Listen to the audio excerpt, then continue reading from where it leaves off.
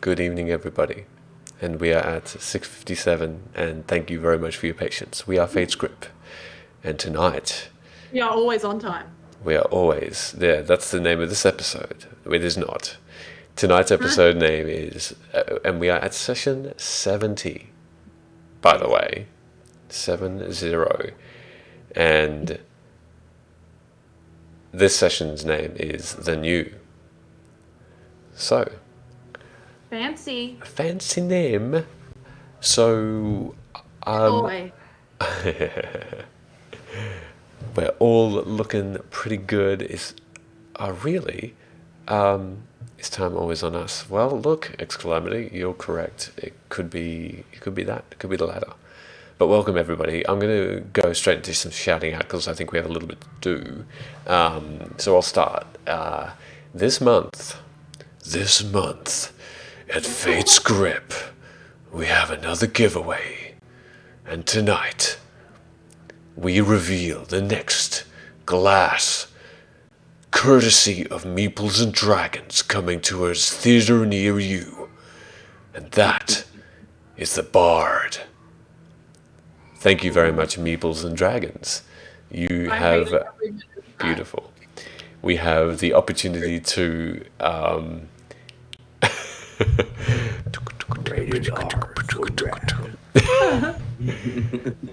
we've got the Bard glass etched and beautiful in its appearance, and it's coming to you when in a couple of weeks, I think, and we need a we need a couple of things, and those instructions now to enter this amazing giveaway to win this bardic glass, courtesy of Meeples and Dragons, will be available shortly on our Twitter page. Okay? Our upcoming video has decided to freeze on Rook, and I am, I guess, semi-fine with it. But Well, thankfully, the on stream is looking good, but I commiserate. Let me know if it comes back in. So, no, I mean on the stream. I'm looking at the stream. are you looking at the stream? Yeah. That's so weird. For me, it looks okay. Maybe chat if you wanted to let us know if you see any concerns as well with the picture. Just us, probably. Let's be real. In the meantime, that is our giveaway this month. So we have another giveaway, everybody. So get in there, get your entries in. There will be code words throughout the week that will get you an extra entry. It has stopped. Okay, interesting. Let's look at the stream again and find out. While you're doing that, Michaela, do you want me to do a little shout out? Please do. Big thank you to everyone so far who has joined for the 14 days of streaming that I've been doing.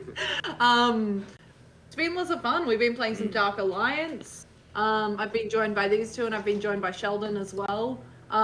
So that's been a lot of fun. The game is super unglitchy. It's been great. My favorite part is when Jordan runs in the air and just stays there. It's quite, and then teleports somewhere else. But other than that, thank you for joining us so far. I'm going to continue on this 14 days. If you want to catch yesterday's day of streaming was Good Morning RPG with Matt Brown from Split the Party. That was lots and lots of fun. We got to find out that one of the cast members of Split the Party is going on Beauty and the Geek. And we got to react to the trailer. It was the first time they'd shown it. So really, really cool. If you want to catch our next special guest on Split the Party's Good Morning RPG stream, you can catch Rook on Thursday doing some mini painting on stream. So they'll be doing some painting. It'll be lots and lots of fun. Good excuse for me to go buy another model. That's amazing. So that's happening Thursday. This Thursday coming. Right. What are you going to get? I have no idea. I'm gonna have to go into the candy store and find what I want. That's amazing. So this is like a morning painting session with Split the Party. Right. Yeah. That's really cool. This will be with Matt Brown again. So awesome dude. Lots and lots of fun. Amazing. I like it. Yeah, okay. Yeah, it does look like the... let me just do a bit of a refresh here. Let's double check how we're doing. While I refresh, what other shoutouts do we have? Yeah, as usual, I think Nightbot actually shouted us out. And when you catch up on any episodes, check us out on YouTube. We have older episodes on there if you haven't missed any. Beautiful. Shout out to MVCDM who's trying to be banned from our stream right now. Yeah, I'm actually concerned. I thought he had been banned. Oh, jeez. Yeah, nice. No, he's doing it on purpose. He commented on the Twitter that he would be trying to do this. Good luck to you, friends. Beautiful. Good luck on your stream. Amazing. I love that. Shout out to Sambo999 for your part in creating our DM. Thank you for that. Oh my god. That's something. That's a great shout out. Jesus. Without Sambo, none of us would be here. That's true. Look, Stream made possible by Sambo. I'm so glad that he is the instrument of this. I'm not going to go any further with that. Just crazy. Let's see if that works. Oh, the rolling stats are frozen, not the cameras. I've changed that now so it works. Excellent. Okay. Well, thank you so much for that shout out. Dad, if you're watching, that was for you. But yeah, great. What else we got? Hey, it's working. It is working. I just changed some things. Everybody is level 13 now, so just bear that in mind. if you wanted to secretly roll your stats, please do. Thank you so much, Evig K. Hydrate, everybody. Oh, No. Maybe grab it. Beautiful. Look, Sambo, it's all working, and apparently that is because of you. So we really appreciate that. Okay, so with that in mind, anything else we want to talk about before we continue and get into it? No, let's go. All right. I'm just going to bring this up quickly, and this, and this. Actually, I don't need that. And let us recap on session 69. Giggity. I went there. So, when my little thing wants to work, there and there, that I was talking about my phone. Cool. And let us recap. So, you had come back to Shan, the city of towers, and you saw that the city was no longer in the state you had remembered it, but had been under attack recently by members and the army of Onder, and through that army's might, parts of the wall of Shan fell. Towers also crumbled to the ground. And you made your way through the city, past the injured that were being treated. With the recent news of the death of the king of the city, while he defended valiantly on the walls themselves, you came across Osei, who had been revered amongst the servants of Ado, and she took you into a secret chamber of that cathedral in the middle central of the city, an untouched portion, and she started to explain to you her story, when underneath your feet a rumbling occurred, and you were met, after scrying on her, with the dangerous and foreboding form of Malestra, and you did battle, clashed with her as her might was brought to the forefront. This angry and deadly foe who you had been tracking, who you had been trying to find and deliberating when to put an end to her decrepit and evil plot. And you were taken from Shan to other planes of existence. And you fought her on many terrains, finally to this unknown place. And there you smote her and her companion, drove her into the fiery ring that is this pit, and destroyed her.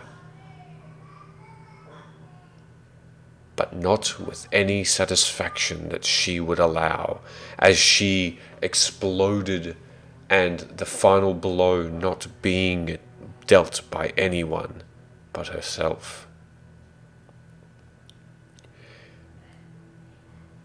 And then, at the last moment, you all decided to leave. So you took out your teleporter to many other planes of existence and attempted to go and leave this place. But it had failed. And here you are, surrounded by a wall, a circle of stone wall. Beyond that, a low-hanging cloud. boulders, rock, ravines in the far distance. Not all flat ground, but certainly, for the most part, for the most part, the environment is fairly expansive and flat, and moving into the horizon. You can't see past in all directions the horizon itself. There's no different terrain that greets you. You also picked up a necklace and a blackened, shadowy sword out of Melestra's person just before she disappeared under the lava.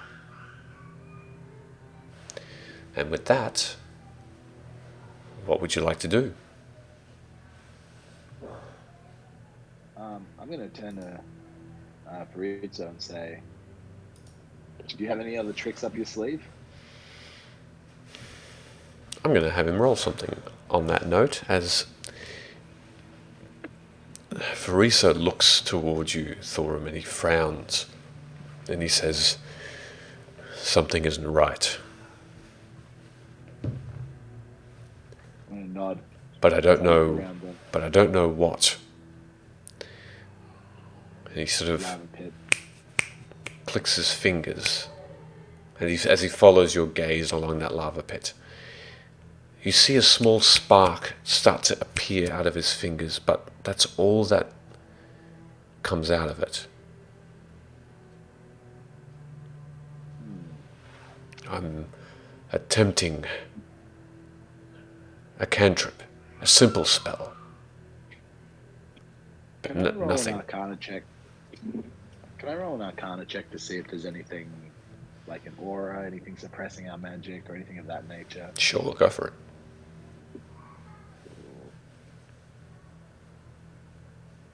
Plus 2 is 17. It's not, well, there is something. It's almost like a weight on your shoulders. You feel yourself heavier. And ham, nice one. And you do feel yourself almost fumbling to find the right words to a lot of your spells.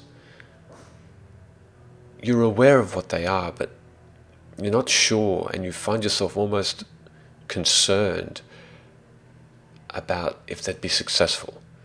Because it does seem that there is an area here that is almost forcing you to forget. Okay, well, before, does anyone want to do anything else before I cast the spell? If not, I'd like to...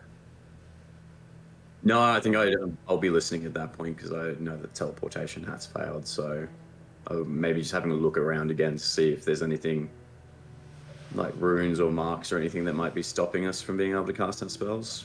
Make another investigation check as Amara. What do you want to do? I'm just going to be, after punching the wall, I'm just going to be cleaning up my knuckles on my cloak and looking very concerned at everyone. Okay. Did you want what kind of roll did you want me? Investigation, please.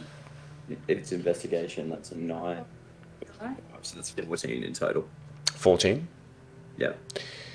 Looking around the space, and you also climb up over one of the inner rings to go into one of the outer. You see the same ground of grey, loose rocks and dust. It's not dirt, it's either these, and as you pick one of these rocks up, it actually crumbles in your hand and becomes so fine that it almost appears as smoke. It's like, as it, I guess the dust goes out. We were told we were in the shadow realm. That was something that you yourself kind of looked around and thought that was the case. But Yes. I don't know, Gunnar, if you told anyone about your perception. No, we haven't really had a chance. No. In which case, I'll just do that. I'll turn to Amara and kind of head in her direction, and I'll let Sheldon do what he needs to do. I'm just going to cast Dispel Magic at 4th level. See if I feel that weight lift from my shoulders. Okay. I need you to make me another, let's call it a wisdom check, please. Actually. Not a wisdom saving throw, but a wisdom check.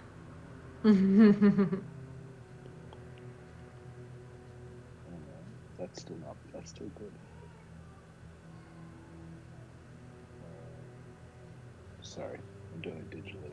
I gotta hit all the buttons.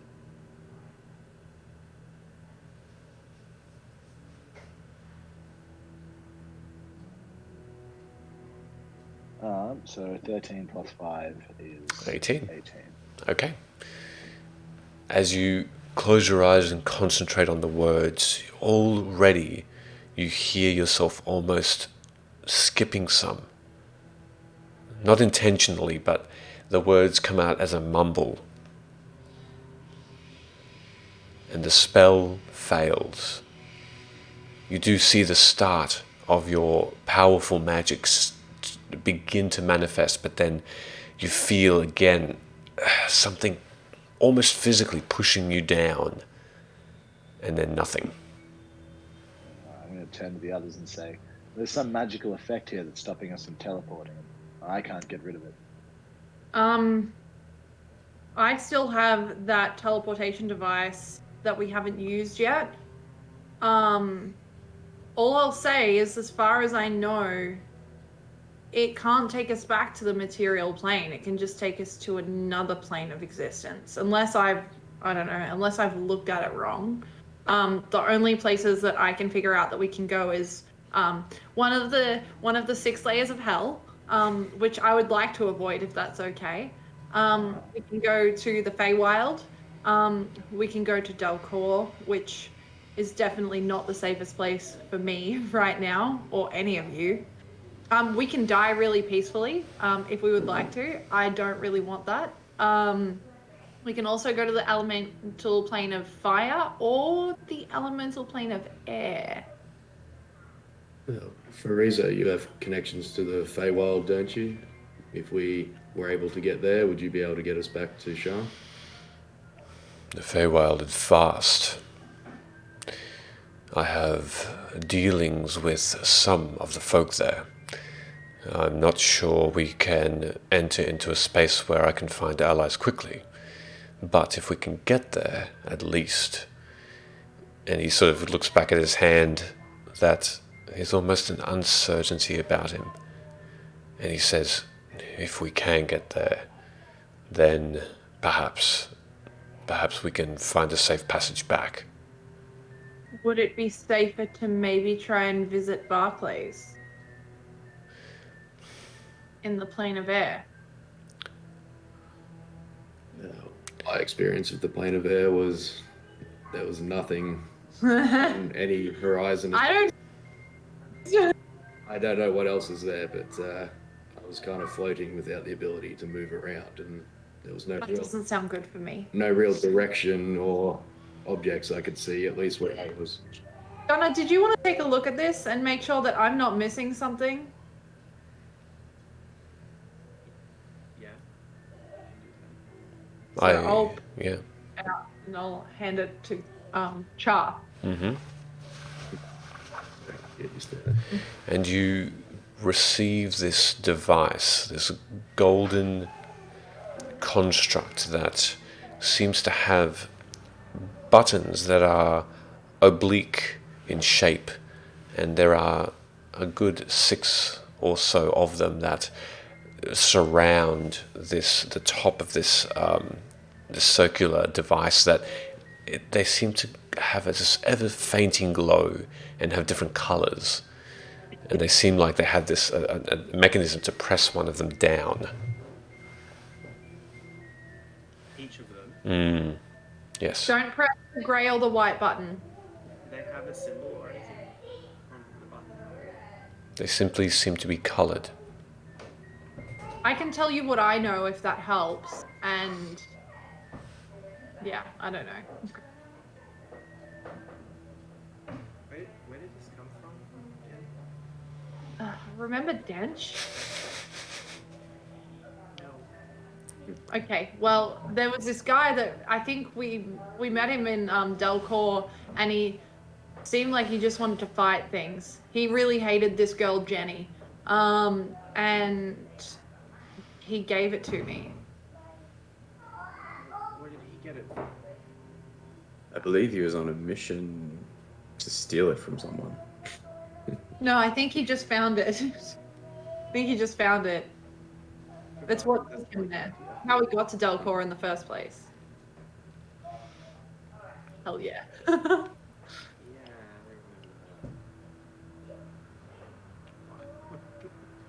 I remember that. All I know is that the deep grey button is one of the 6 layers of hell. Green is the Feywild. Dark blue is Delcor. White is absolute peaceful death. Please don't press that. And then the other two are the plane of air and the plane of fire. But I don't know which color is which. I think I learned it at some point, but I've forgotten. What does absolute peaceful death mean? Celestia? Celestia. Yeah. Do I know what Celestia is? Religion check, please. Religion check. Which one will I use? I'll use a little babby one. Which religion is it anyway? Religion's fake. Sorry, I just choked on my beer.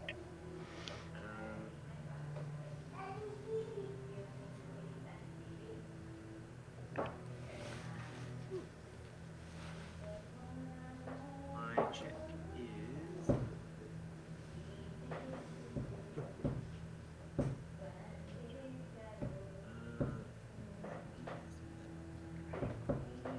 So aggressive. 27. 27 on your religion check.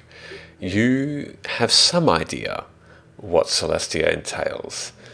Celestia is known as a blissful plane of existence, one that encompasses peace and serenity and happiness and embodies everything good and has no and blocks out all evilness, and there is where euphoria sits, and a good amount of the gods abide. How was that death? I don't know. That's just what I remember Bench telling me. You have read with that role, you've read that for mere mortals, even entering that place brings you so much heightened joy that some have never come back, for they have simply been overwhelmed and have passed through the veil.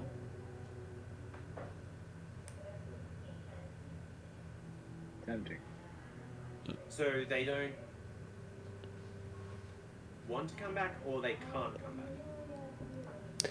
They die of euphoria.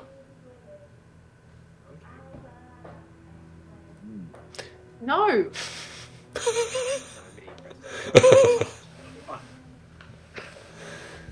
Is it possible just to perceive or investigate this device to see if there's any more buttons than Amara has listed locations for? Yeah, make an investigation check. My perception is so low that I miss an entire button. That is The silent ringer switch on the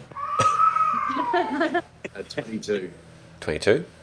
Looking at it really closely, and are you still holding it, Char, as Dravago comes up and attempts to look at it a little bit more closely. I'd be using my telekinesis, so it would be, well, not the spell telekinesis. So it'd be floating in front of me as I observe it. So it would be freely, he'd be freely able to do so. Okay.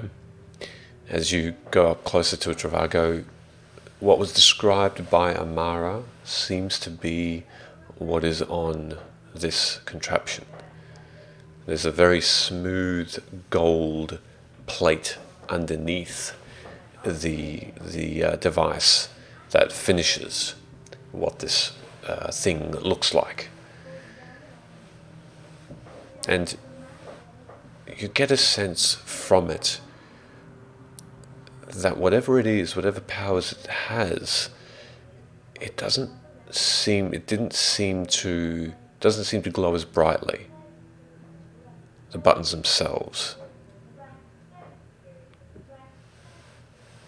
The power in this device also seems to be waning. Not sure if it would get us anywhere else. If we decided to try, I think the Feywild seems like the most Probably logical the out of what you safest. described. What do you guys think? Rook, Thulrum, Char? What happens if you push 2 buttons at once? That doesn't seem like a good idea. Which one was the Feywild again? The green one? Yeah. Barizo, what do you think? Char, wait.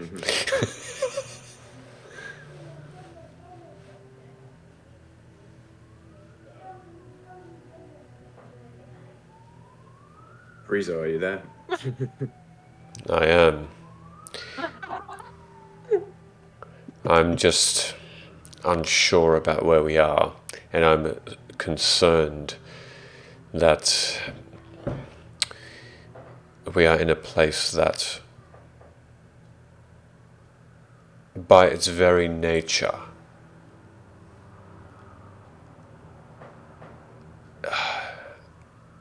abhors magic. It's the very space around us and beyond does not accept it. A place that is void of its very being. It's unnerving. Yes, this must make you feel vulnerable. But in any case, we do need to get out of here, and there doesn't appear to be any way out from this. So, unless you understand another route where we can leave this tower. Well, Malestra was the one who brought us here. Did I not see you pillage something from her before she sunk into the molten rock? Is that The perhaps necklace. the way out? The necklace and the sword? If you'll permit, I could try to identify the necklace. I'm not sure if it'll work here by the sounds of it. But Do you want me to just try hitting the green button and see what happens? We don't have anything to lose. The worst thing that could happen is that we stay here. Yes, Yeah, so hit the button. all we have is time, and I, maybe simultaneously, depending on who hits it, I would hand the necklace over to Jirago. see what happens with this first. Char, you looked very keen to hit that button. Would you like to hit it? Yeah, I would have hit it. Okay. While you guys were just like back and forth, I was like, All right. As you take the contraption in your hand and push that in, your very being starts to almost shiver, as though a cold breeze suddenly hits you. All of you feel this immediately after. The green button glows. And for a moment you simply do not see each other. And then you are back. Exactly the same place you were. No effect. The shivering stops and the contraption goes back to being this dull glow, a lot less powerful than it's made out to be. Fariso looks around and says, I think we may need to find another way. Anyone want to try the lava? I don't. Trivago? I heard that once you've been in it, you get resistance to it. Very funny. Yes, it's burned marks. I'll just have a look around, see if there's any other passages, runes, anything that stands out in this area. Okay. Make a separate investigation for me for that, please, because you are... Oh, they're gone. Sad face. That's okay. I'll... Worked on them. Pardon? Left us behind. They left us behind. That's okay. I'll re-invite them. Excuse me, everybody. Bear with us while we continue to have amazing stuff happen. 2 seconds. Oh, yeah, they have just completely disconnected. That's okay. Well, actually, I was going to wait for that investigation check. So while I do wait, can I ask Gunnar or Thorum, do you want to do anything at this point? Well, do I know? Okay, so I knew that it was. I think I rolled something stupid last session as well for my Arcana check for understanding that we're in the Shadow Realm, Shadowfell. And I don't think I actually asked any follow-up questions based on that roll. So it just. I'm still getting problems, Yeah, a little bit. That's okay. I haven't changed it since last week. Is that a bit better? Yeah. Let me know. I don't know which way to turn this thing. No, that's good, actually. Anyway, so, based off that roll, I can re-roll again if you want. I just want to understand a little bit more about the Shadowfell, or I guess, would I understand why it would be stopping us from, or we would be stopped from teleporting? If that's a effect that the Shadowfell has. Yeah. Yeah. Do roll me another Arcana check then, please. Where's that one that did me so well before?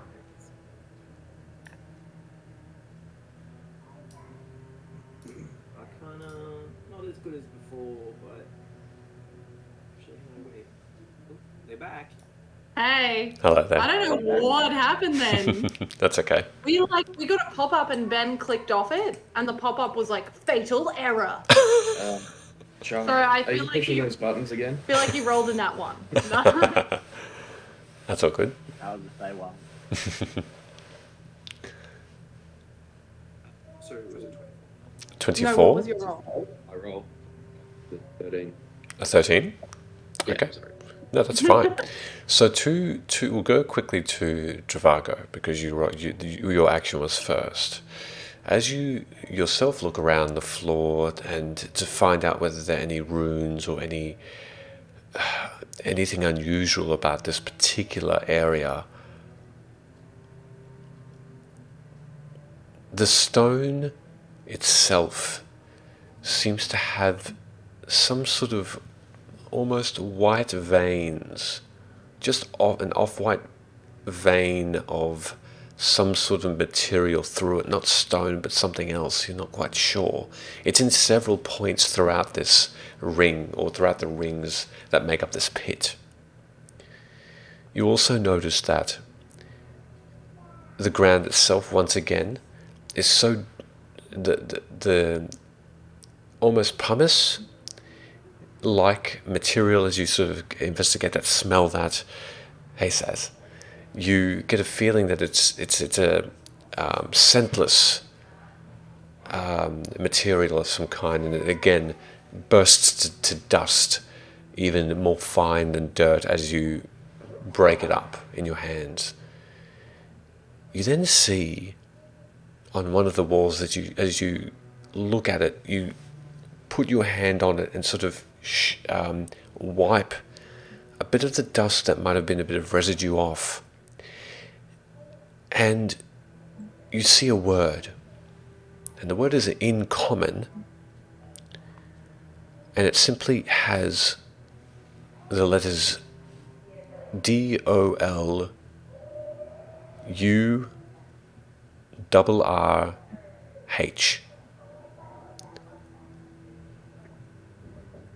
Bruce Wall has made this place with some daughters. And as you sort of almost practice that name under your breath, you feel like it's dollar, dollar. You're not sure. I'll try to brush off some more of that residue, see if there's different names or if it repeats itself, and I guess draw the party's attention to it. As you wipe the more dust away, you notice that the dust starts to fall, but then starts to rise. And it rises up and it curls just beyond your reach. And then you notice that it's taking a shape. No wind surrounds you. It seems to be acting this on its own accord. And for a very quick instant, you see a humanoid face.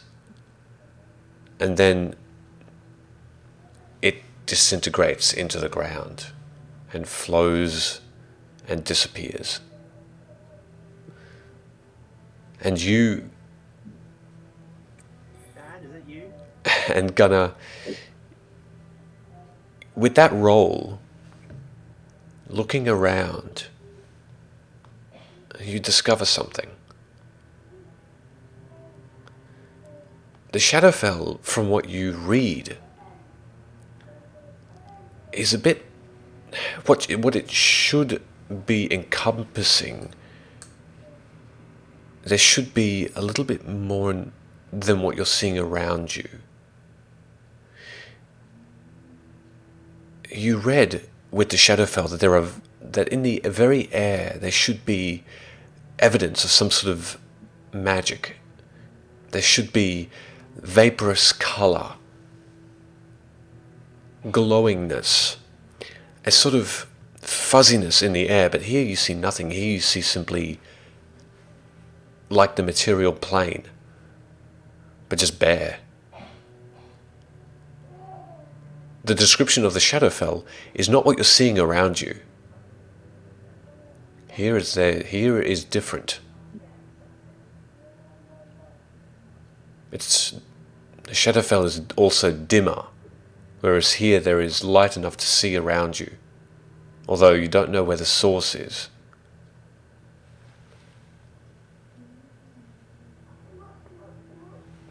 Do I know what it's a really weird question I'm trying to formulate. Is the Shadowfell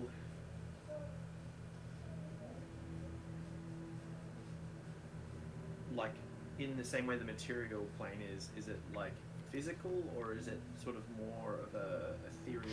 It's more ethereal type. It's in fact more like what you would find the Feywild to be like, in its etherealness, in its magic. But what you've read up on, what you've researched, is that the Feywild is the anti-Shadowfell. It's almost as though you could put the Feywild above and the Shadowfell below, and it would make almost a mirror image, but in a darker sense. A yin to a yang, as it were. But in this case, this place is apart from both of that. More mundane, but just different. But you're not sure. You know from that role you're not in the Shadowfell. So it's not the Shadowfell. Not from further investigation, no. Something that looks similar to the Shadowfell but isn't the Shadowfell. How did we get here? Malestra. Malestra has teleported you to an unknown place.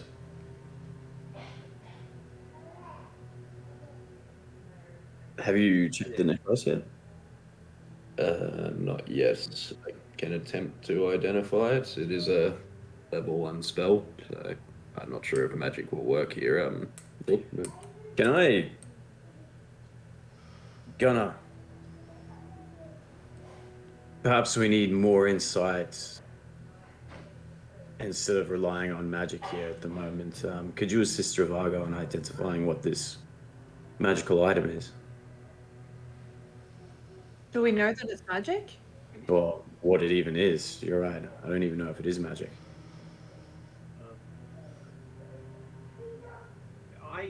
Well, magic has worked here.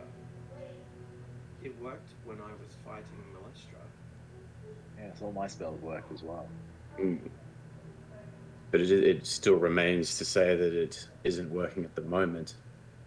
And we need to figure out why it's out of here. I will cast Firebolt on my hand. A firebolt spell? Yeah. Reduce the Okay. As you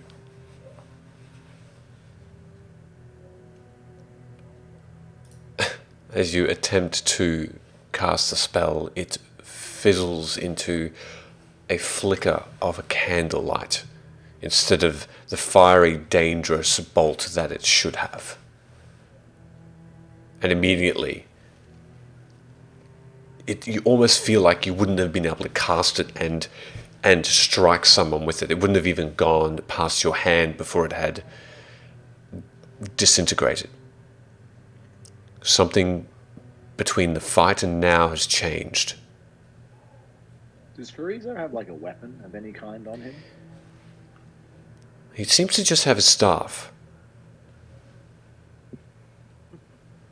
I'm gonna reach into the bag of holding and pull out, not my Mace of Ado, but my construct mace. I'm gonna hand that over and say, "You're probably gonna need this." Okay. He takes that and gives you a nod, thank you. And he sort of puts it into his belt underneath his robe. Have we tried to...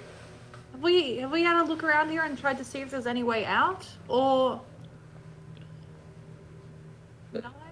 Well, I did find under the material here, when it's crumbled, the word Dolur. It's in common, but I'm not familiar with it or the pronunciation. Not sure if that has anything to do with our current situation. Have we heard this name before? Make me a history check, please. Don't fail me now, Dice. You failed me. That is a 6. Nothing comes to mind when you hear that you heard the word. It's unknown. It almost seems like as you say it, there's a sickening feeling to it. And then a hopelessness. But you're not sure why. Something that overcomes you, overcomes your feeling of with a bit of sadness.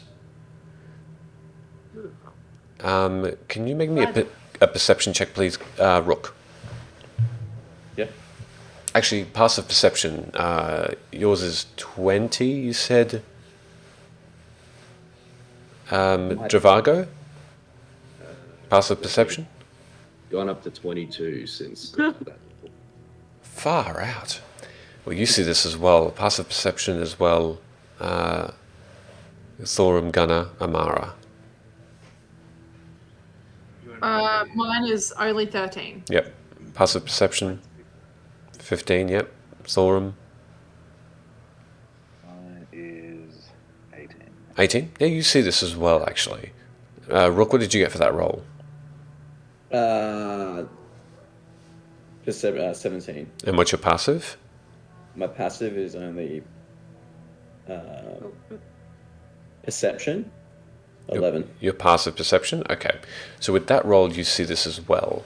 So there is, in the very far distance, that seems to be getting bigger and walking towards you. you see 3 figures.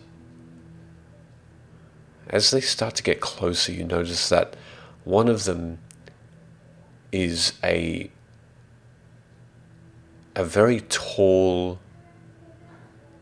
thin elf with pale blue skin and a black robe. Another, next to him, is a female, what looks to be human, but with slightly pointed ears, indicating some sort of elvish descent as well.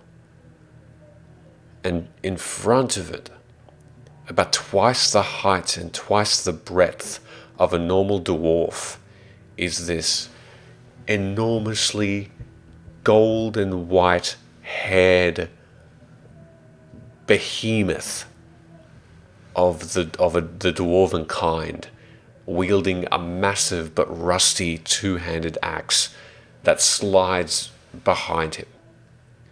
He wears this dirty leather armor, and you can almost not see his face at all with the amount of thick hair that has grown and is just matted all over his face. These really extremely long eyelashes almost cover his eyes completely, but you can just barely see these piercing blue focused eyes within. This broad face, still muscular. And they continue to come towards you. They're probably about 180 feet away at this point. Getting closer. Are you doing anything? Hide or should we greet them? No. Ask the others if we should hide or greet them.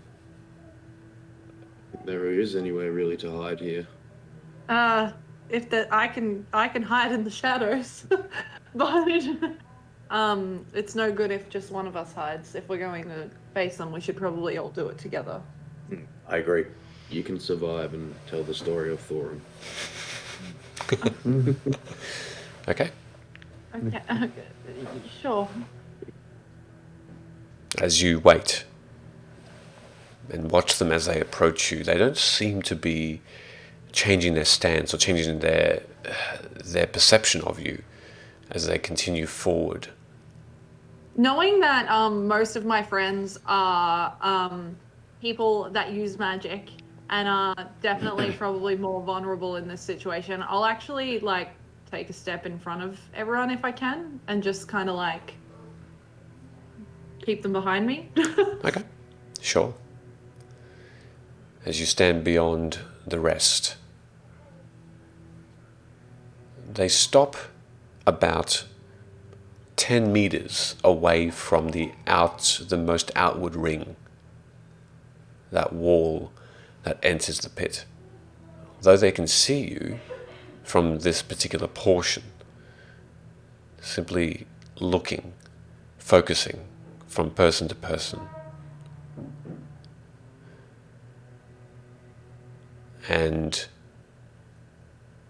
the tall, blue, pale-faced elf steps forward. And in a raspy whisper says, "Who are you?" In common.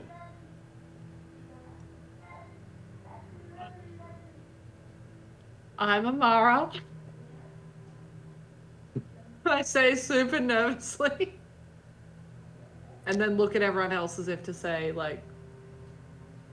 Looking at this elf, do I get a sad feeling like when Dolor was mentioned? Make a insight check.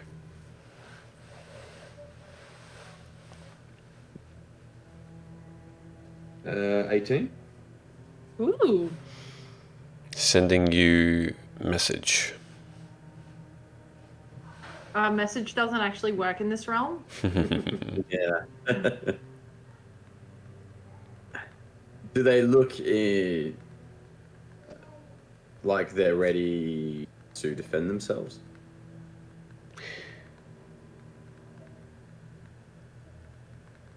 as you look over, you do see that this dwarf at the front, massive and almost mythical in appearance to other dwarves, looks extremely capable. Muscular, broad shoulders, this two-handed axe held correctly, and he looks like he has been in battle as this rust takes away a little bit of the two-handed axe. You see this enormous blade on each side, otherwise mundane, but he looks capable. The female elf behind the dwarf looks like she's holding this colored glass or crystal staff of some kind. It glows faintly, and then the elf himself looks completely bare-handed, but his hands looking down at them look strong, although he himself looks very just focused.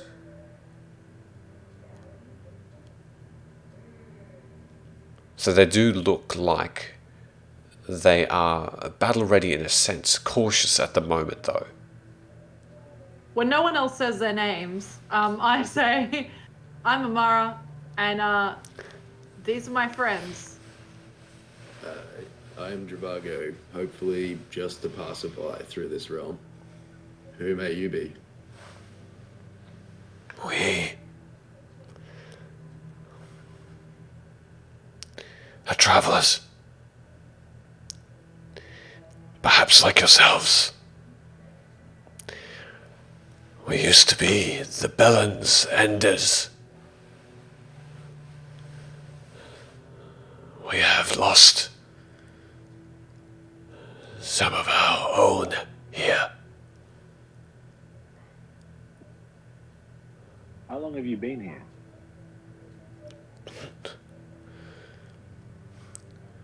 Time has no meaning here.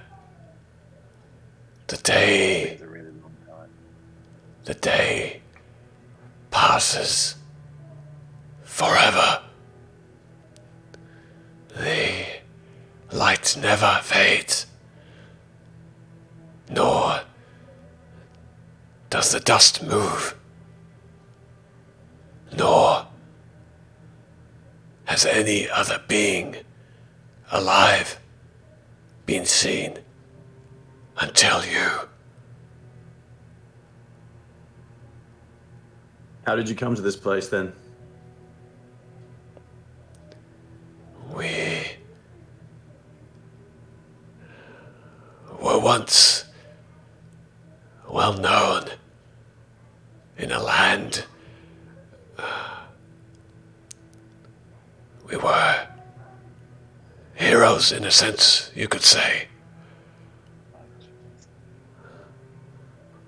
Celebrated. But our most recent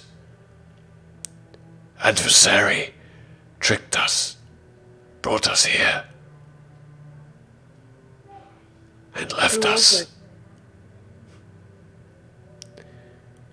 A fell creature of devilish nature. He called himself many names. We may never know his real, true identity. As best as we can count, it has been 20 years and more. Although we have neither found food nor sustenance, it seems we have not a need for them here. And we have neither found friends nor enemies, but have simply wandered, attempting to find a way out. Can I ask, we were in a cylinder tower, yeah? not a tower per se, but the walls around this pit were about 5 or 10 feet tall. In And some, we didn't notice you guys here before. they had come from far, and they'd taken a fair few minutes to approach you. But they had come. They simply wandered. Where did you wander in from? We've been battling here with adversary and have not seen you since now. Rook, with your perception check, you did see them approach from Yeah. far away. But are you trying to understand where they've come from? Yeah, if Okay. we've been already in this tower, how come we haven't seen them before? It's not a tower. It's Well, it's room. it's a sort of like a ring Right, yeah. that you can see over it in a lot of places. So, and that's how you saw them approach. And Oh, okay. They've Yeah. actually come out. yeah, You said this entity had many names. What's the last name you remember it going by?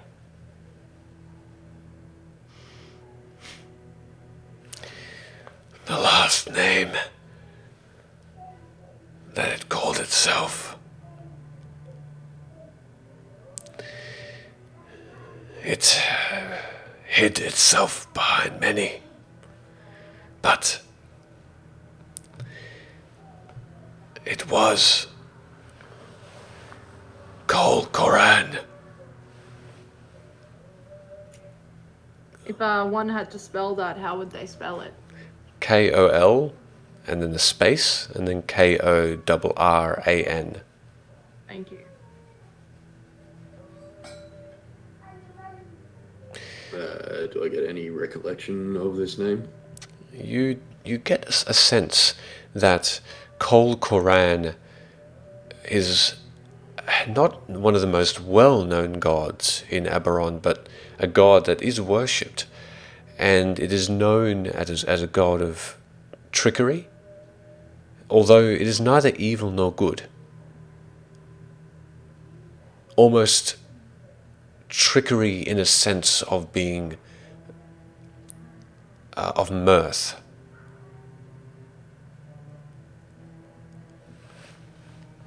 And does the name Dobur ring a bell with you?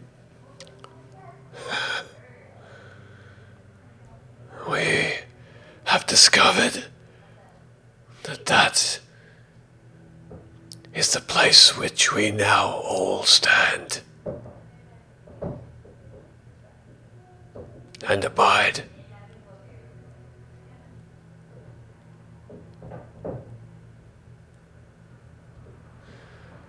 Dolur is this place.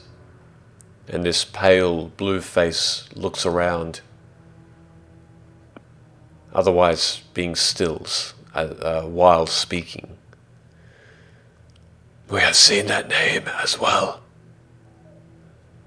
And every here and there are beings that live here. I'm not sure if they call this place home, or if they are here like us by unknown means. But they say that we are all in Dolur.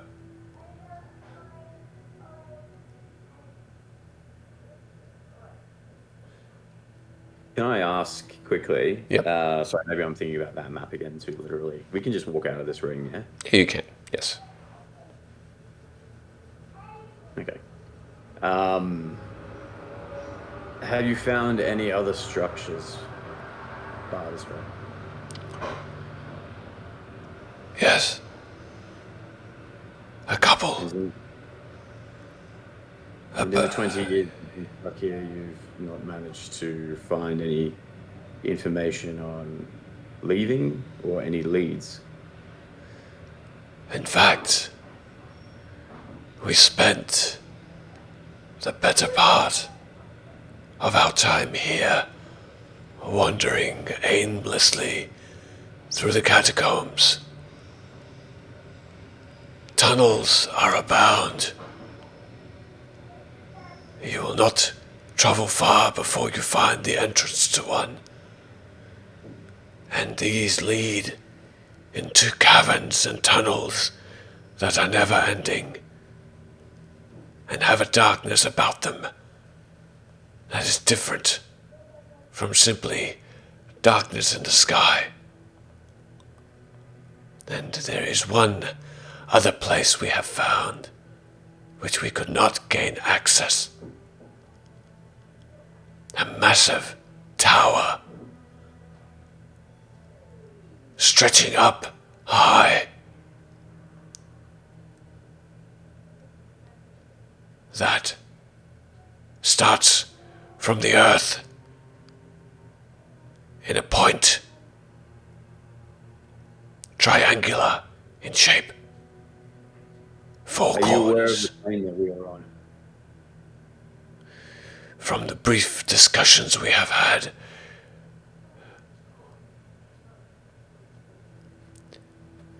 we understand this place to be somewhere where the dead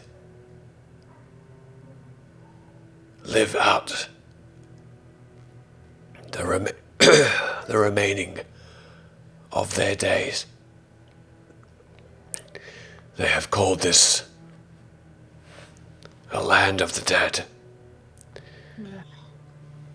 And you there, I kind of gesture towards I guess the female half elf, possibly. I'm assuming.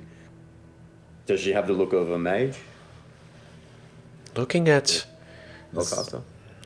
this female, you notice that she has a cape of sorts that starts from a helmet and continues down, and the helmet has small horns of a deer or an equivalent beast up the top, and this cape is made from a mixture of feather and fur, although now rotting and drying out and unkept. By this amount of time, you assume that they've been here. It resembles nothing more now than a disheveled piece of back armor. She looks like a magic user, yes, by the stuff that glows slightly, but not necessarily wizard. In your time, Rook, there have been great druids that have a similar feature. And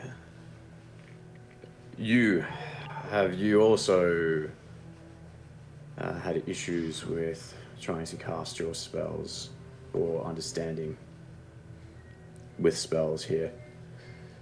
And in your mind, at that, as a response, you feel a sharp pain just behind your eye as you hear this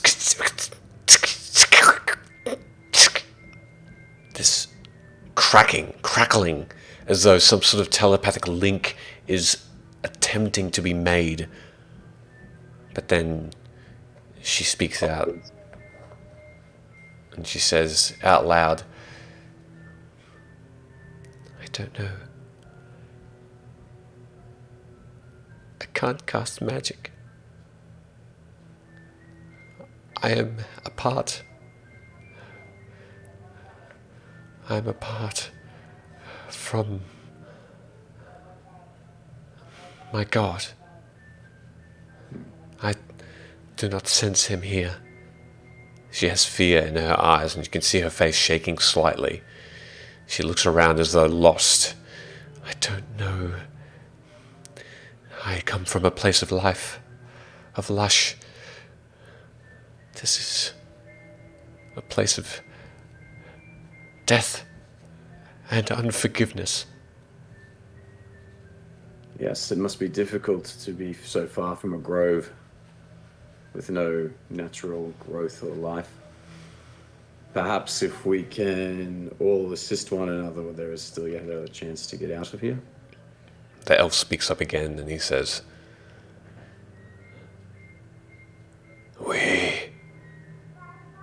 had the chance to leave. We did not accept the bargain that was made. We will find our own way. If you do seek such a bargain, seek out the librarian in the tower we have described. There, he will make an offer. Out of character question. So I did understand that the half elf was a druid, Yeah. or just a good solid guess. Yep. If you were traveling with a druid of life, I would assume that your actions in your previous life were of good intent. Could you let us know then what this deal was that you would have turned away? The elf speaks up, not the druid, immediately as you ask. The librarian is surrounded by stories. It is the keeper of this place and knows the lives and the journeys of all that have ended up here. Their stories finished. The darkness eventually overtaking them. Their stories and their very souls. After time, here, being forgotten. The dust that you walk on, now the only remnants of their passing of life. There he writes. There he waits patiently as he or she knows that they will meet all. When travelers come here, he seeks them out.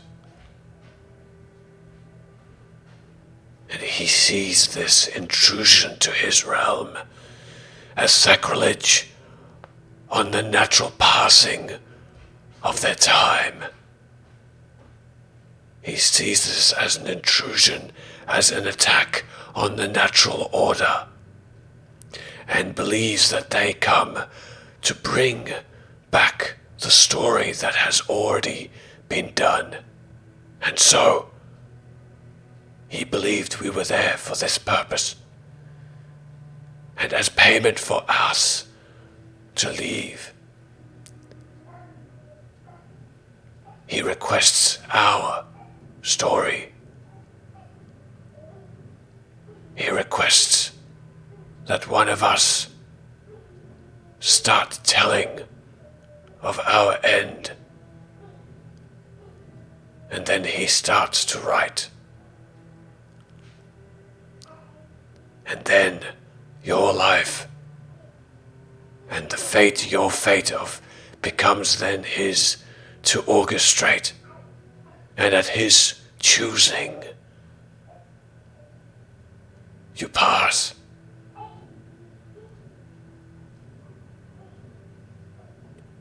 So you give him the power to manipulate your lives once out of this plane. We chose not to. But it seems that this is the bargain that is set.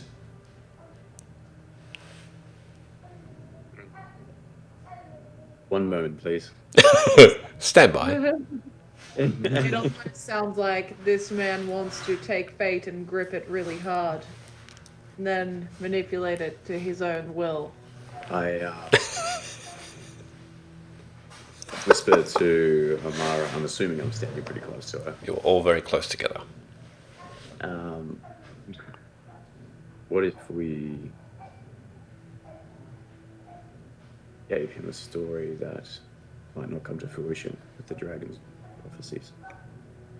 There are a couple of things that are wrong with this. Are you whispering that?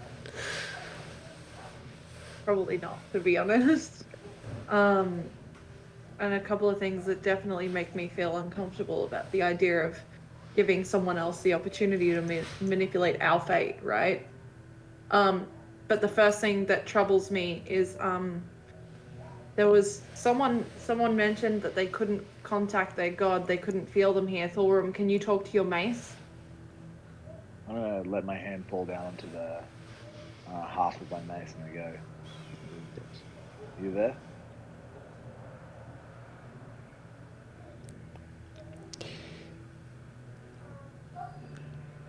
Nothing.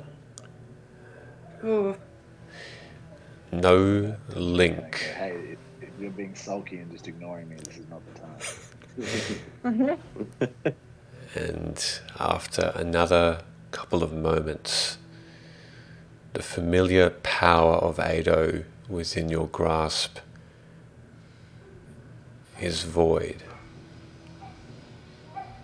There seems to be a complete and utter sever and disconnection that you haven't felt previously. No, it's just a mace for the time being. so Amara in that moment gets like all anxious and very, very fidgety and uncomfortable. And I'm gonna look at everyone and just say, just give me 5 minutes. I need to figure out if I can even talk to Sonari. Because yeah, this seems very bad. I turn to Dravago and Gunnar. How goes it with the necklace? As you put your hand on this piece of jewelry, this gold chain, you take a moment to attempt to understand its properties. Can I offer, before we get Yes. started, perhaps if magic seems particularly weak here, if we both attempt the same spell at the same time, we may be able to break through. That's not a bad idea. What spell were you thinking?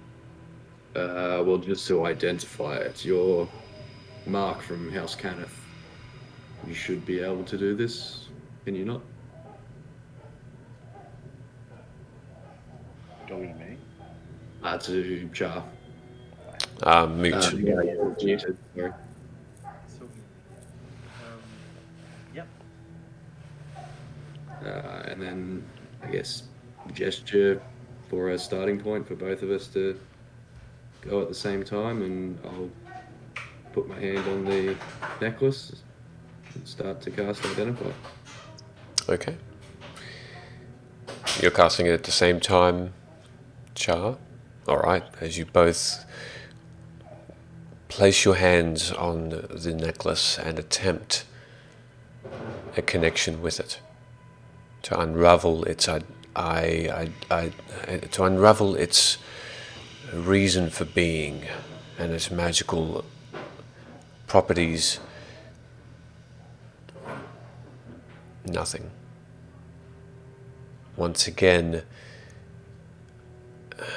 the magic ability seems to have fizzled and have passed completely out of your reach.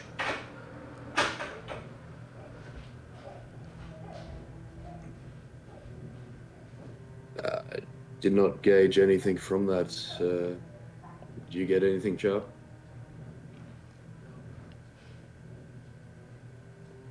Afraid I can't tell you what this necklace does, Rook. May I? And I gesture to grab the necklace. I have it. I'll give it to Yep, you. yep. You still have it, Travago. Yep. I've got it. Okay, sweet. Is there anything? Is it just a mundane item, or does it look significant, or yeah. It's a beautiful necklace. Gold chain, small chains, but thick enough to go around the neck of a. You can't put it around your own head, but Malestra had it over hers. It's sort of a short chain of sorts, and the ruby that is at the end of it is this almost rectangle in shape. And it's the ruby itself that seems to glow this almost slightly darker form of itself, a much darker version of red. But that's all you really gauge from having a good look at it. I turn to Friso. You knew Molestra well. Do you recognize this on her persons at most times?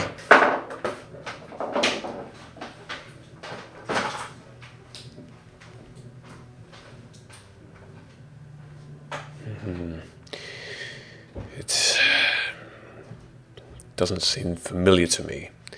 She wore it around her neck. Often. Not always. When she was away from the tower, if I recall correctly.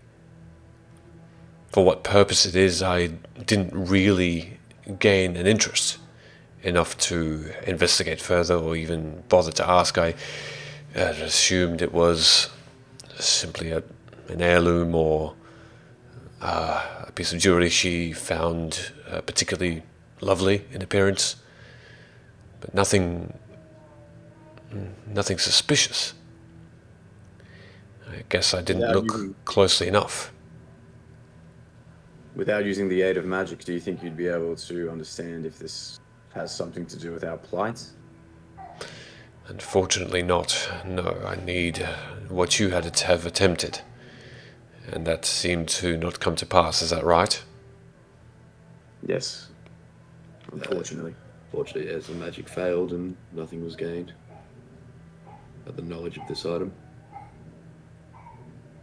With the gods not being able to be felt here, do I get any similar feeling to Sigil? Whatever connection that you recall having almost seems like a faded memory, as that is also almost forgotten.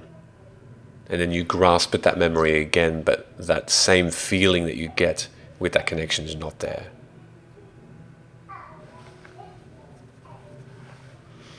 It seems, like Farisa says again, it seems whatever Malestra did to get us here has been purposeful. I feel... thank you so much, Tabletop Troops. That's very, very nice of you. That's really kind. Thank you so much for the sub. Really appreciate it. Thank you. It seems that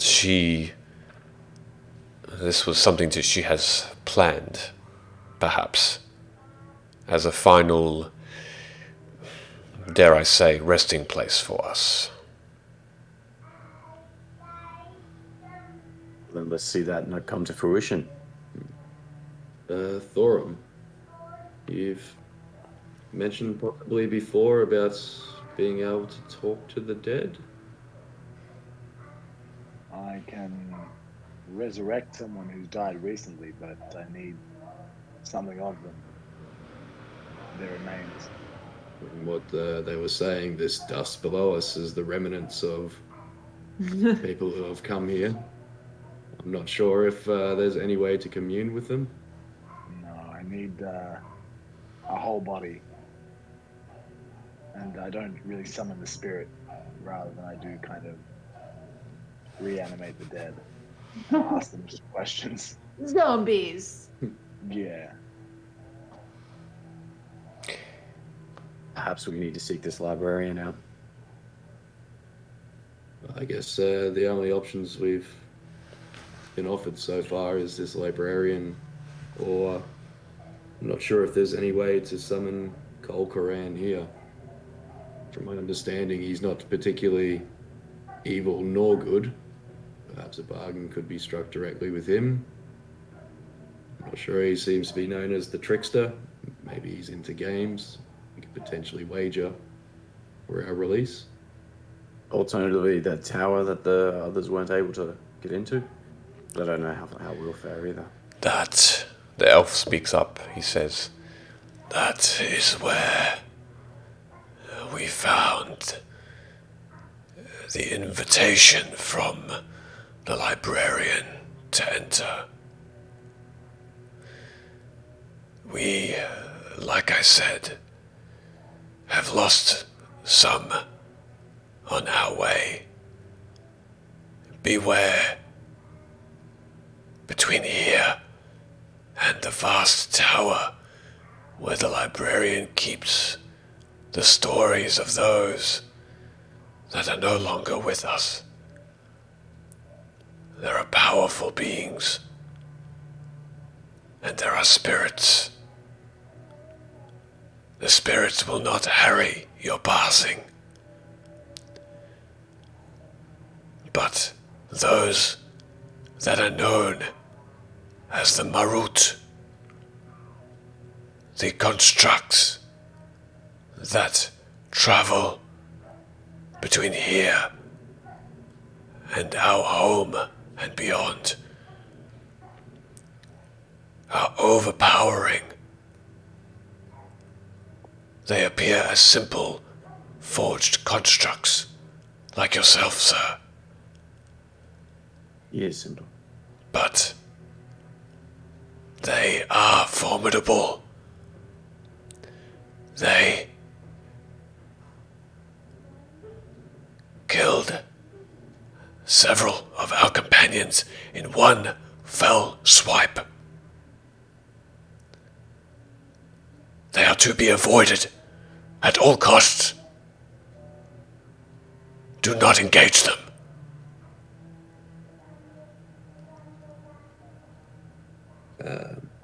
We will heed your advice if we come across them. Thora, perhaps you might want to rethink giving Frieza your mace. I don't think it would. I think in this place it's just a normal mace.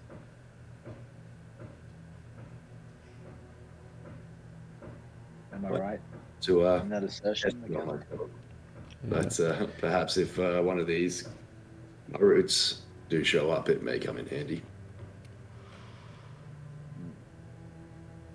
I'm going to turn to Frieza. Do you mind if I inspect that mace just for a moment? Of course, and he hands it back to you as you take a bit of a closer look at it. What are you looking for? So can I just roll an Arcana check to see if I can kind of detect? Because I was attuned to it, so Yeah. just to see if I can detect any change in its properties. Okay, sure. Yeah, you're just trying to see what the magical abilities are of this thing.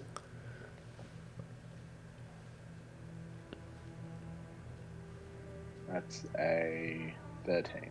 The 13. Looking closely at it, and you are attuned, so you know the feeling of it connecting to you, almost as though you made the weapon yourself and carved it. Although now there's an unfamiliar feeling about it, as though you just picked it up from a local blacksmith. It no longer seems to have the ability, the powerful attack properties that it did. I'm going to hand it back to Frieza and say, no, in this place it's just a regular mace. Very well. I've heard of Marut. They are of a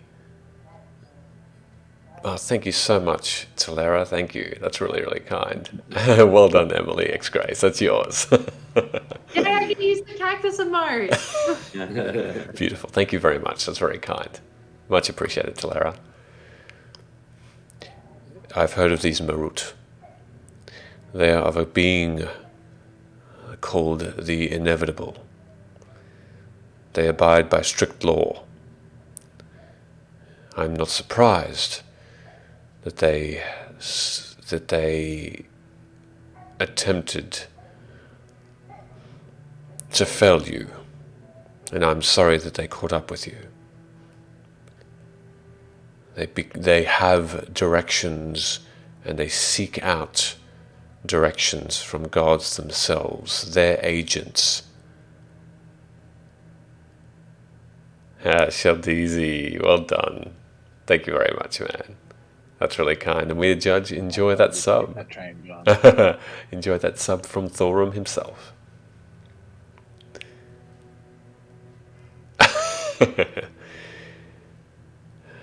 They are right in what they say. If we see one, we should immediately run. If that is all we can do. We should not engage them at all. You will find, the elf continues, you will find that the catacombs are also inhabited of sorts by a being known as the Shadakai. The Shadakai are servants of this place and have been made into the spectral form of elves, although in life they may not have been of that race.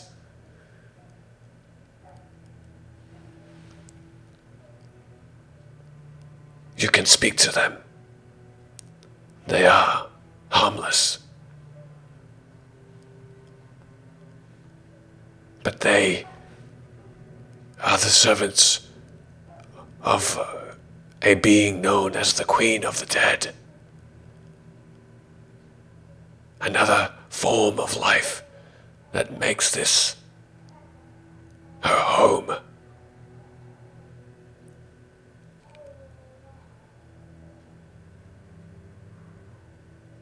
So,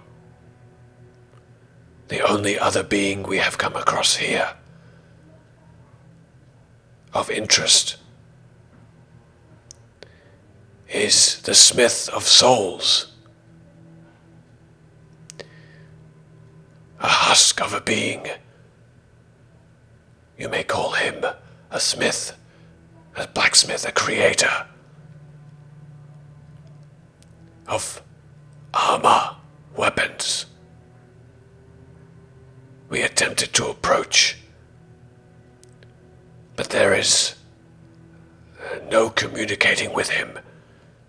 He seems to simply build from the husks and the remains of his surroundings, the very beings that once abided here that have now been lost.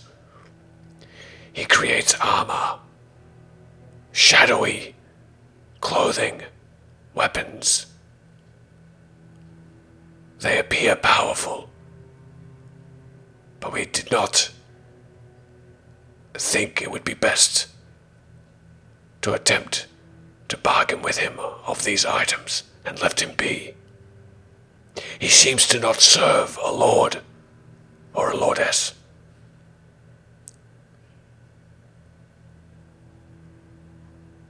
His black shadowy weapons that he constructs, do they look anything like this? And I unwrap the one that I picked up off the ground. Immediately the elf takes a step back, looks at it, almost puts one hand up in defense. Yes. A very similar looking weapon he has in his arsenal. How did you come by this? The adversary I mentioned prior, I believe, was carrying when I took it off her corpse, or what was left of it. Be wary of such a weapon. Keep it close. It may be the only magical thing that works here.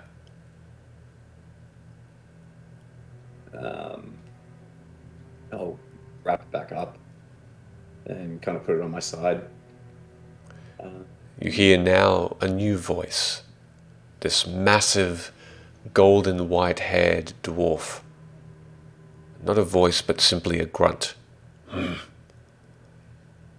his head with this shaggy, lion-maned hair sort of just sways to the side.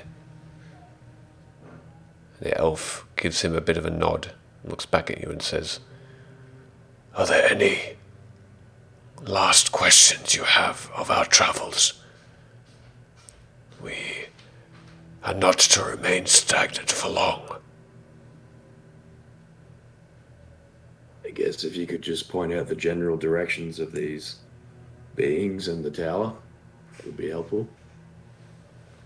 And one long, thin hand is raised and points back in the direction in which they've travelled. And as you look down, you actually do see, because of the lack of wind entirely, footprints.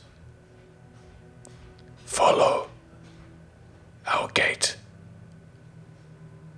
and eventually you will arrive. Before we depart, do these guys look like malnourished, or like, I know that they didn't have a will to eat, but do they look like they've been starving?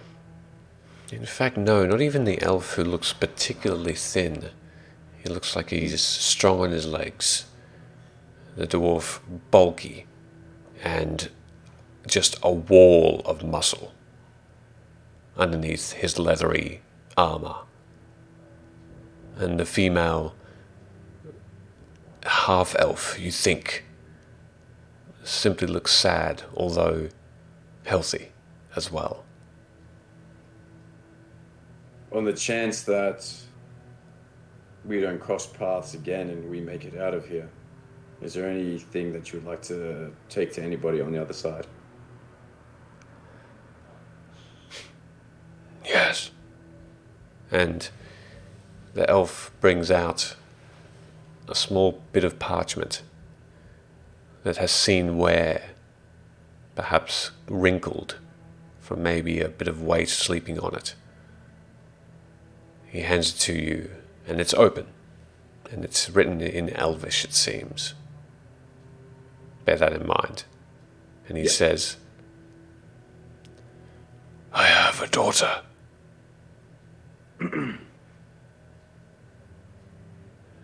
She lives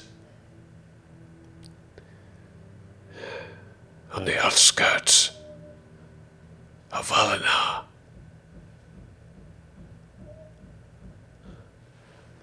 I hope that this can find her well and tells of my departure. Her name is Lena."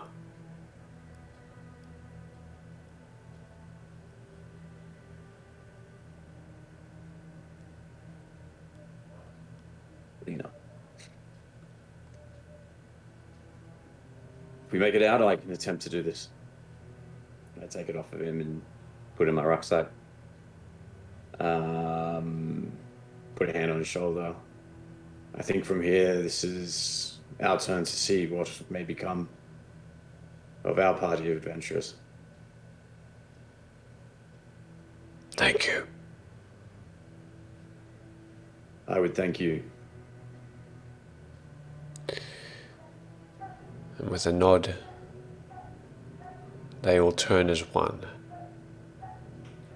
And as they By the way, go so on. we can talk, What's that? Sorry. What were your names before you leave, so we can address Lena? The elf speaks up and he says, "My name, I have not used it in some time. Sidhu.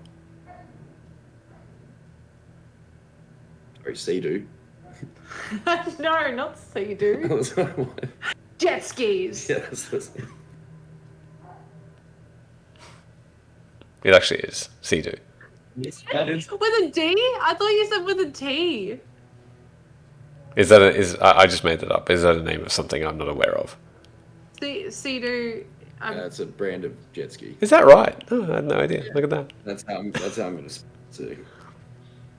Could everyone please hydrate? Yes. But I don't have anything to. Good. While this is happening, by the way, I would be sitting down and trying to contact Sonari. All right. You sit as the conversation continues. What But was yeah, that? from the moment that I was like, Yep. give me 5 minutes, I like immediately sat down, tuned out, Yeah, cool. started trying to. What was that, Rook? Do we need the other two names, or is it not? Oh, were you asking the other two names? Yeah, I just called out to all three of them before they. The elf continues and he says, "The dwarf does not speak. He is a mute. His name is Dodo." Oh. Like we saw scrape back on these rocks. No, on the rocks was it? Different. That was different. Dollar. Yeah. And the female, as they all walk away, she turns and she says, "Tira." And she turns back. And as you watch them go and start to walk away, you notice that in the dust, a fourth, much smaller pair of footprints follows them. Exactly the same pace. But no being seems to make them. Invisible. And we are going to take a 10-minute break at that point. We're actually going to have a break that time, this time around. So, Oh, yeah, we didn't get one last time. no, I was very naughty. So, with that, Yeah, you I am going to just go straight on. So let's take it. It is 8:38 here. So we'll be back in 10 minutes. I'll put a little timer on for myself, and we can all stretch our legs and think about. Also be doing the. Oh wait, no. Yes. The word. Oh, not yet. No, there isn't a secret word yet. No, not yet. After the break, don't we normally? You have to like tune in and find out. That's right. So stay after the break to see a secret word, and that will be a word that you can use as an extra entry into the giveaway for the Bardic Glass, courtesy of Meeples and Dragons. That will be running for a couple of weeks. So keep here. Stay on, and we'll be back in 10. Stay here and keep. See you soon, everybody. There.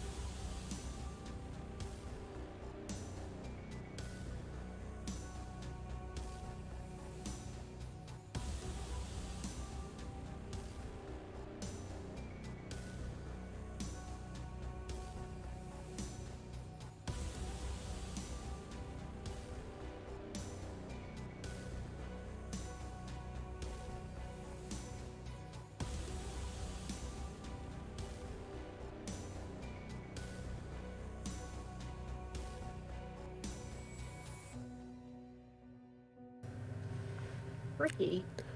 Welcome back. And somehow the cat's gotten out of the bag. The cat's out of the bag. The cat's No. eating Ben's sunglasses. He's just eating Ben's authentic Ray-Bans that I got him for Christmas. Oh no. Okay, okay. everybody, we need to donate to Ben's new Ray-Bans, or maybe some sort of... All good. Well, welcome back, everybody. I've got a code word for you, and this will be... keep this with you at all times. Bear with me while this happens. 2 seconds.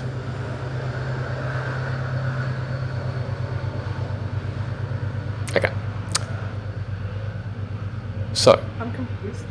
No, there's a. I live quite close to a train station, so it's just buzzing behind me. It's fantastic. So, Oh, you. Oh, that's good. I'm glad. The code word for an extra entry into the giveaway of the barred glass is Marut. M-A-R-U-T. Now, when we put up the giveaway on Twitter, you can comment in that comment with some sort of with that word incorporated into a sentence or whatever, however you want to get an extra entry into the giveaway.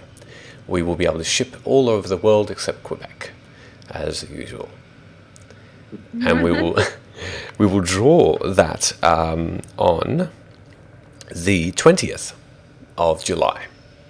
The we Tuesday. should be back in person by then. Oh, I really hope so. By the bloody 20th. I really hope so. Marut. Okay. Marut. So. Oh, and by the way, thank you so much, D20, for those 19 bits. Really appreciate it. Thank you. I failed to see that before. So thank you very much. All right. If you have any emote ideas for us, by the way, could you comment them below so that I could make them? Yeah, definitely. I think that's a great idea. Let's get the chat to come up with some ideas. I think any cool emotes for some subs are a cool addition. Okay. So getting back into it, bringing it back in, you watch as the once small group of heroes from their land that had been stuck in Dolor for such a long time makes their way away from you with new information and a possible means of escape. As Amara, you close your eyes as this conversation is going on, trying to reach out to Ilyana. But in this desolate space, where the divine and the arcane fail to function, not even the whispers of Sonari reach your ears.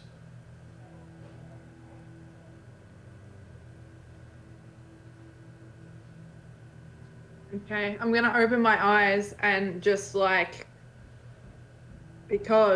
in like a bit of a slight panic, I'm just gonna yell Sonari's name out loud and see if anything happens.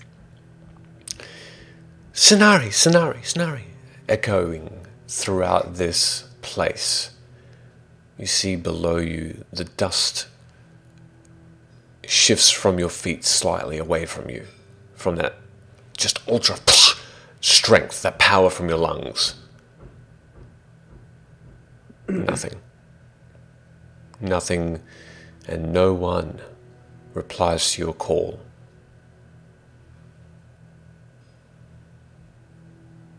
I'm gonna stand up and I'm gonna go over to the group and I'm gonna be like, this place is really fucked. Judging from those other three, it's not a place we want to stay. How are we gonna get out of here? Like, I don't want to make this bargain. I don't have any desire to give away my life to someone else to just decide what course to take in the future. Like, that's not something I want. I don't know about you guys, but I also don't want to be stuck here for 20 years. That sounds awful. Yeah, I would have thought that if I was here for 20 years, I probably wouldn't have just like had a quick conversation with the first people I'd seen in that time, and then just buggered off again. Or maybe they would have stuck around, but I don't know. each their own. When I don't know, there's a certain hopelessness that comes with this place, I think, and some people don't know how to process that hopelessness. Maybe giving up for some people is the best option. You know, they didn't seem like they'd given up. Just not that keen to party up. You were saying, Thor? I think they might have just gone mad after 20 years of wandering. They haven't eaten, and I don't think they've slept either. Speaking of, so any of us needs to take a rest? Now that thought reaches your mind, as you take stock of your own physical being, it's in fact almost as though you are refreshed. Oh my god, level 14? And you don't feel like, just completely ignoring that, and you almost don't feel like you were in a heated fight only minutes before. You feel full. At least, not full, but not in a way that your stomach's grumbling. I do, though I feel this way. In my past, I've seen what degradation can do to somebody when they're hungry. Even though that it isn't necessarily feeling, I'm still concerned for health, particularly coming out of the encounter that we've just done. Sure.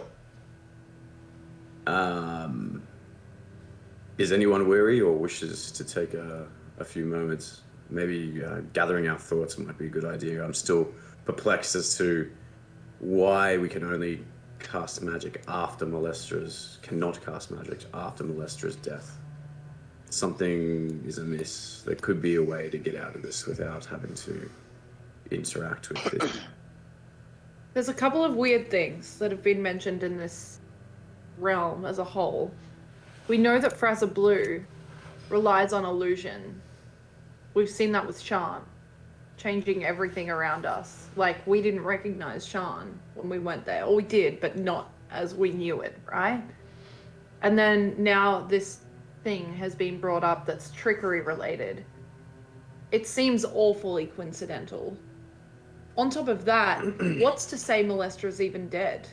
This could have all been a great ploy to make us believe that we've defeated her and that we're in some weird realm while she gets to exist and walk around outside of here claiming that we're dead. We can't know for sure. You are right, though. Just a out of character question. You were mentioning before, I think, when Dravago was, I don't know if I saw this, so let me know if I can't do anything with it. When he was like playing with the dust, there was like a face or something that formed at some point. Yeah, you didn't see this. You didn't see this. You weren't aware, and it hasn't been mentioned. Okay, so Sorry, I thought everyone was there. No, you had sort of made your way around the perimeter. You were investigating. Okay, I'd stated that when I discovered the name Dolur, that I would draw the party's attention to it. But okay, I'll bring that up when I can. should we take a moment to? Can I see this necklace? Of course. Pull the necklace out. Hand it to Amaro. Gonna hold it in my hand, have a look at it. I assume I just see what everyone else saw? You see the familiar gold chain that ends with this rectangular style of ruby. Does this look familiar to Osei's necklace? No, it seems different. There is a difference to it. to drop it on the ground. And then I'm going to try and, like, stomp on it. And see what happens. Okay, make a strength check if you're trying to break it. Yay! That's my greatest thing. It's pretty good. No, what? it's a No. it's a 2 minus 1, so it's a dirty 1. Okay, as you stomp on it, you expect the weight that you put on it to hear or feel a click or a shatter, but as you take your foot away, but you don't feel like you've done a huge amount of force to it, but it does seem to be unscathed. I'm gonna pick it up. And I'm gonna hold it against the nearest wall, and then I'm gonna punch it.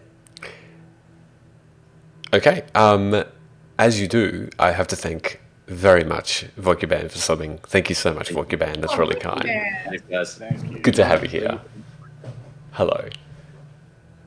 I'm so happy that everybody's here. Thank you so much. So you're making an attack against it? Yeah, Go with for the it. intent that I can now use my attack instead of my. Sure. That's much better. That's a 21. It No, hits. it's not. Oh yeah, if I'm using my staff. No, I'm not using my staff. So it's still good though. It's a 19. It still hits. Roll for damage. That's 5 points of damage. Crack! You slam the fist into the wall and it covers the ruby. And you are holding it by the base of the necklace. And you take your fist away and you have this slight bruise on your knuckle. And you look at the ruby. There's no damage to it, it seems. Looking at it briefly. I'm gonna hold it up to the party and be like, I know I'm not the strongest of us here, but I feel like there should have been some sort of damage done to this in this moment. Something. Should I put it on? I feel like that's dangerous. Nah, try it. Best idea at this point, putting on an unknown necklace that came from that batch.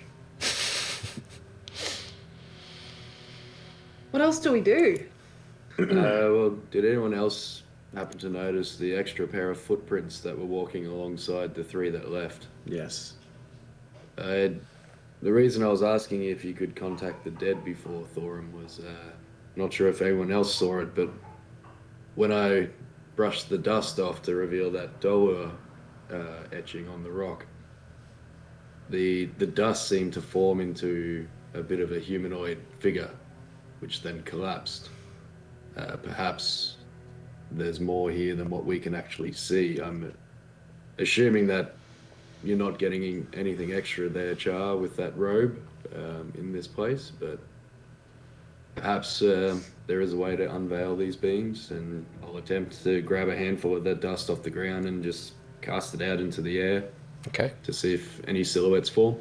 Char, you you immediately recall at that point, at the direction of Dravaga, that you yourself do have this robe, but as you almost forgot that you have it on your person, you focus on it.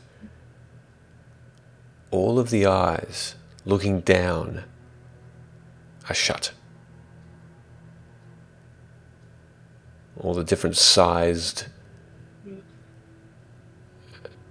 eyes that usually flicker and open and shut and become alive are no longer, as though they're sleeping, dormant. And as you watch, Dravago throws out some dust, and this time it all simply falls away.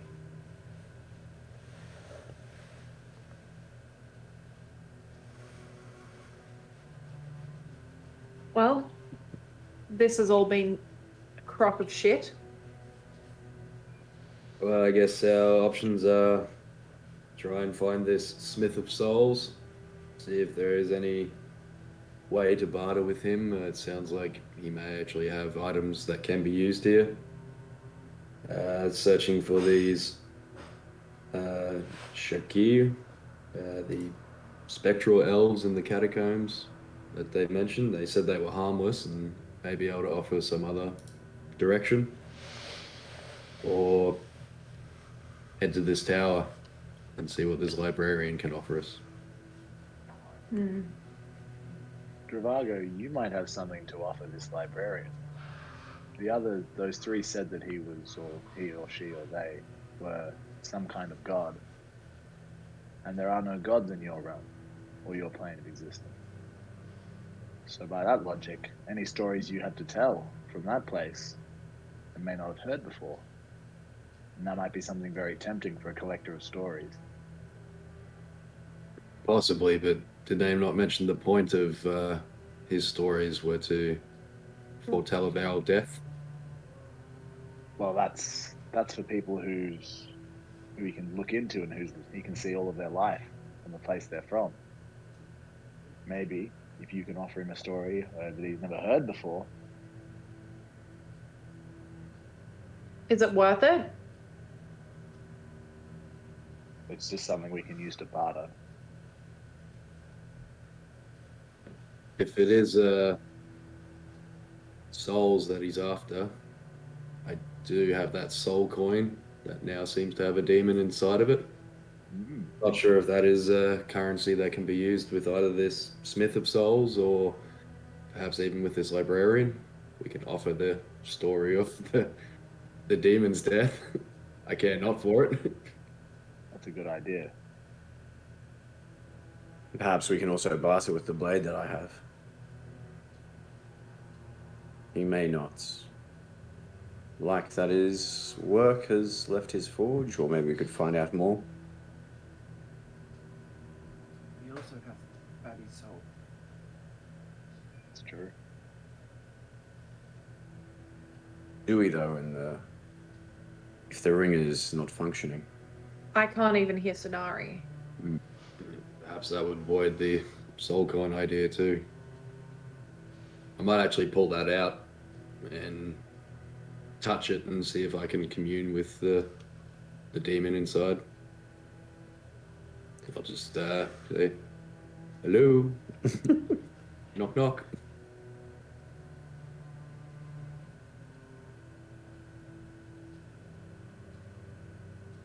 No, he's not answering. He's talking to Sfrizo. No, I pulled out the soul coin. Oh, I see. Touching it, and yeah, just I've never spoken to this demon before, so. I see. You, again, similar to the Identify spell, which simply fizzled out and did not work. There's no voice that you that you did listen and hear on the material plane of existence.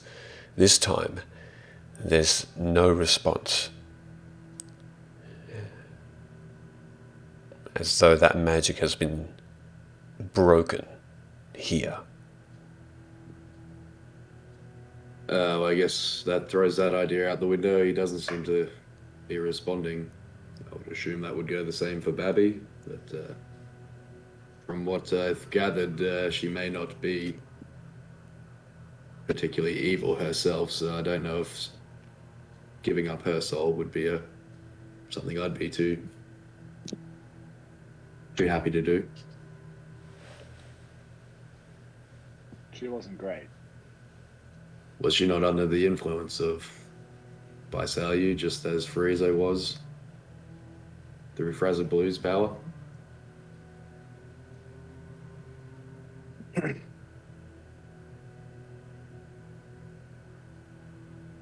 Librarian that we spoke of before, was he also some sort of trickster? Frieza pipes up and says, I have not heard of this librarian, nor the other titles that have been mentioned by this passing group. I simply know of this. I simply, now that the name has been uttered, recall some reading of the hopelessness here, the dead, the passing of time being non-existent. For why should it?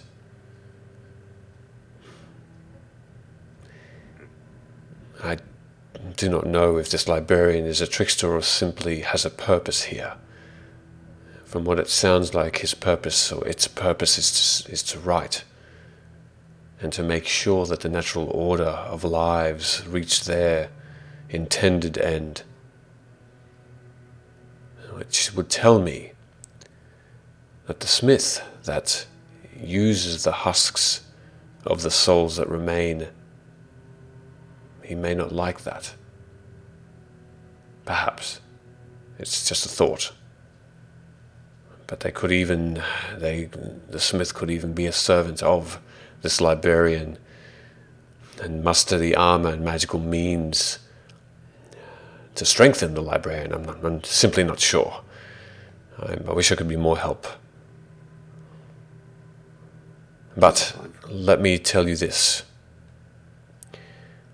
Once again, as a part of my payment,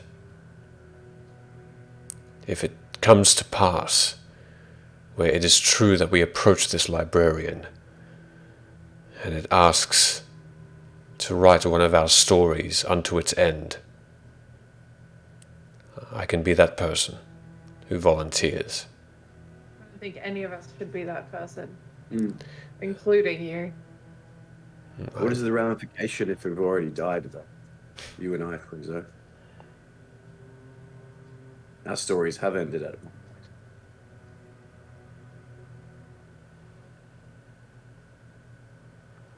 If Arisa pops up and says, there's something to consider, perhaps if he had finished writing your tale, then if there is nothing else to write, there could be a bargaining chip there. Or it could be the complete opposite. He could seek you out even more so. True. I do not delve in necromancy, which is why this area is unfamiliar. Can any of you reach out to your deities and seek out their guidance? I'm going, just judging from Amara and Thor, I'm assuming I can't, but I reach out with my hand and muster up something that's quite normal to me now. See even if the bow actually comes forth from my hand. Mm-hmm. As you hold your breath and attempt to summon forth the weapon from your very arm, whatever divine magic allowed you to tap into Onatar is no longer present. And as I do that, that's not a great sign that I can reach out to Onatar, but I can still attempt to. Like I said, I can't even reach Sanari. She's not even my god. She's a part of me. If I can't reach that, and Fulram, you have this mace, right, which similar to Sanari, directly links you to your god. If we can't do that, and you can't summon your bow, I think it's quite safe to say that we're alone here. I would agree. There's no harm in trying, though. You can try. Maybe. I just think we need to make some sort of a move, because at the moment we're standing here like fucking idiots. Yes, I think we should start to head off. Yes, I don't plan on being here for 20 years, even though time doesn't pass here. But Do you age? I'm not sure. I don't think I've ever heard of a Warforged dying of old age before, so...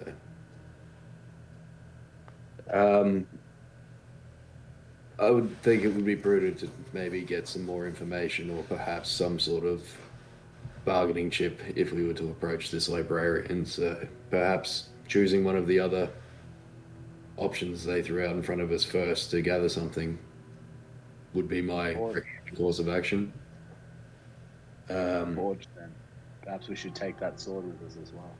Maybe we should like split into half, and half of us can go one way, and the other half can go another way.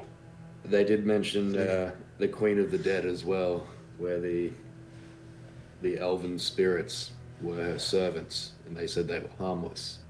Perhaps she might be the best option for as a counter to the librarian, who seems like a bit of an ass.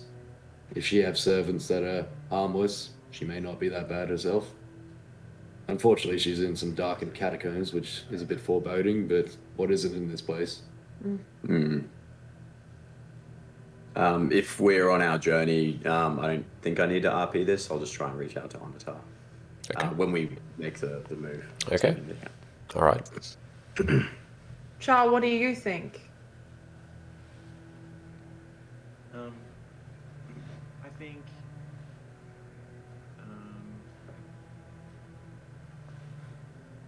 I'm gonna try and transform into my thought form.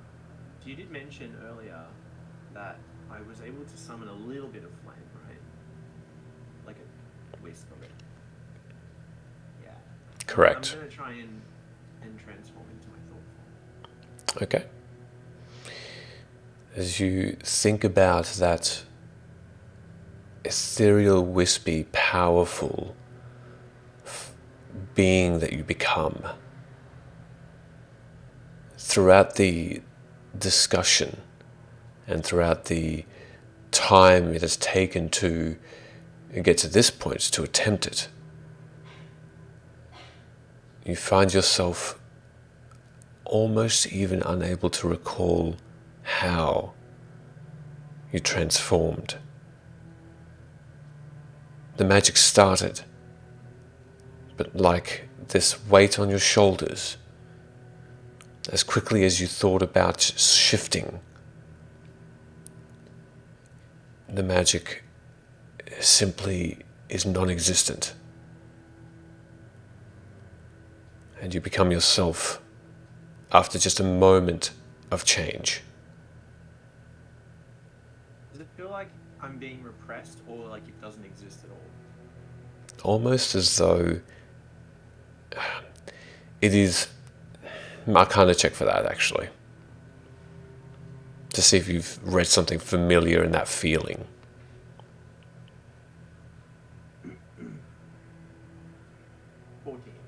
14. Out of the two, it's 15. Out of the two, you probably are going to assume that it's the environment that is making this place undo the ravels, and it's as though the magic is non-existent, not that there is something suppressing it, but a natural order to things. One, again, once we get moving, I wouldn't mind bringing out my alchemy kit and just some of this, I don't know, sand, death sand or whatever it is. Death says. Okay, yeah, you're going to put a little bit in? Yeah, keep it for some experiments later on. Okay. Dead people say. You take a dark pile of this dust and you shove it into this vial. It fills up completely. Soft. As you feel it in your hand, you almost get a feeling. And as you put the dust into this this vial, all of a sudden, in front of you, the dust just about 2 or 3 feet in front of you moves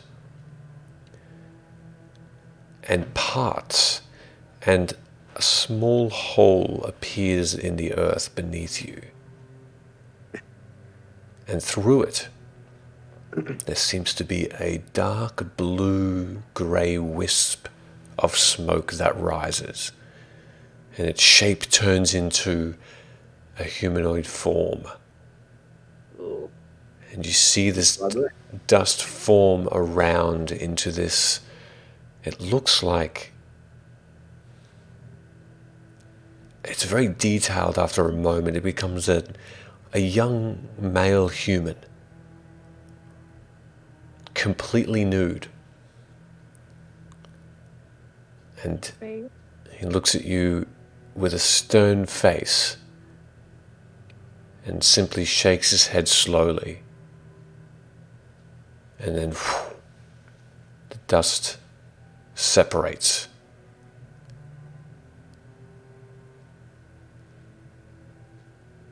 I am a little bit moved by that, and so I'm like, I take the death stand and pour it back out. Okay. What? Are you crying? Nah, I feel like I've just taken someone's essence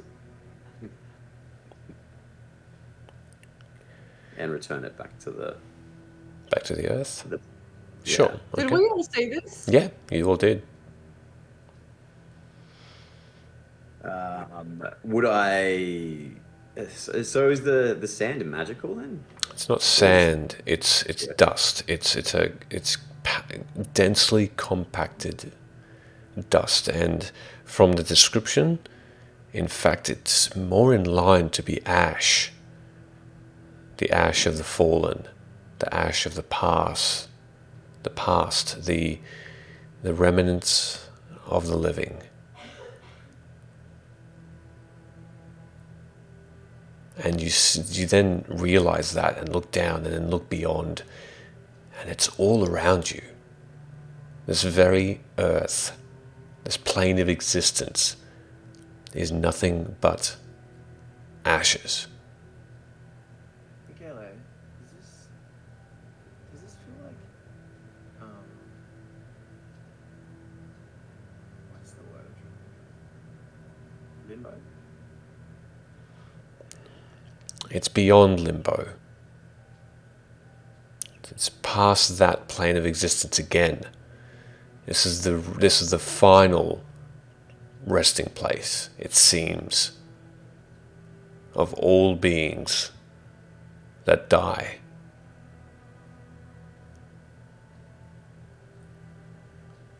More than that, you're not sure. But you seem to have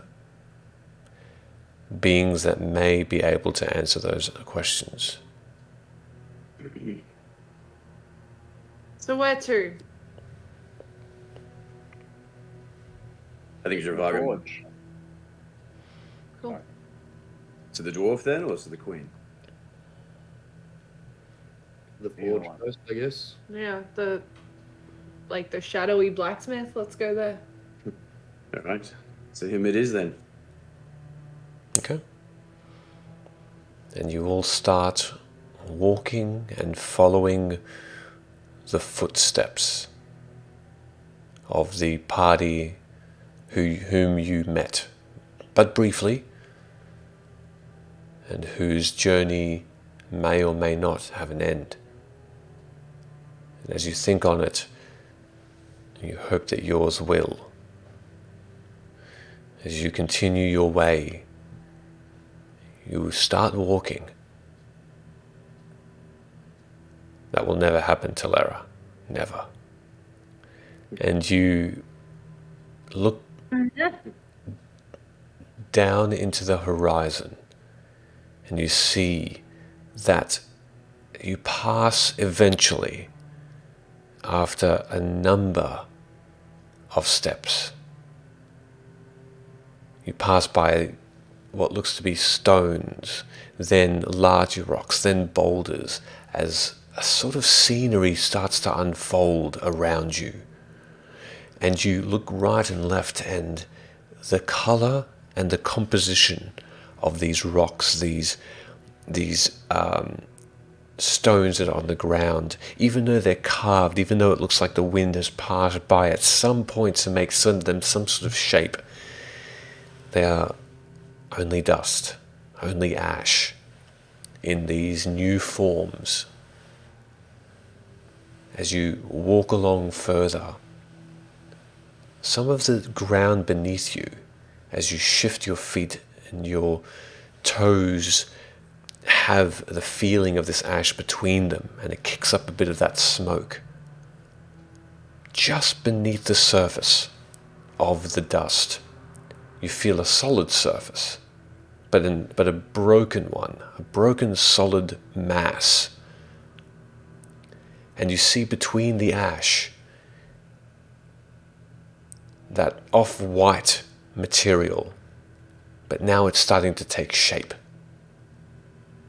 And you see soon that there are large clumps of these pieces of white bone just underneath that ash that are connected in wicked, weird ways and shapes, almost like they've been molded together over years and years, almost like erosion, but they've formed these weird protruding bones above the earth in some places, almost as though it's a growing tree of femur and other parts of the body.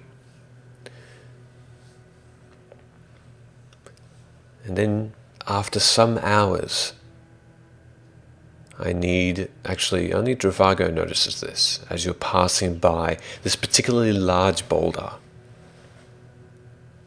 That's a nice boulder. That's a nice boulder. That boulder. You notice just underneath it what seems to be, it looks like a toy, a doll made from some kind of linen or hemp. And then only you hear this, Travago, with your natural perception. Coming from this direction, the sound of a young girl singing over and over, coming from this doll. And it sings, "My home is vast, lost and slow, I'm falling, falling, here we go, to darkness yearning life again, bound to dust and go insane. Yeesh. My home is vast, lost and slow, I'm falling, falling, here we go, to darkness, darkness, life again, bound to dust and go insane." Margo's the only one to hit. And Yeah, I'll as you get closer and closer, you all start to pick up that sound. And you notice that you hear this under this rock where this doll lies still.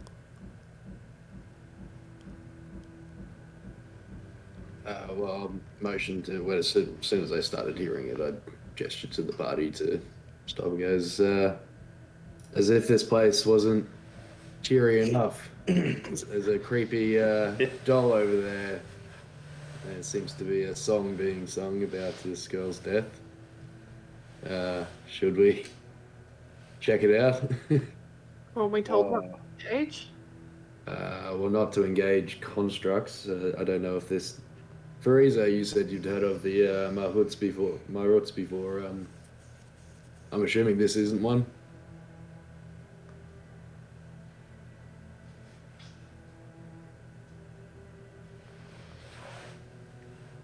That was to you, Thorum. Oh, that was... Oh, Farisa, was it? Sorry, apologies. That was for Damn it, Thorum. Michele.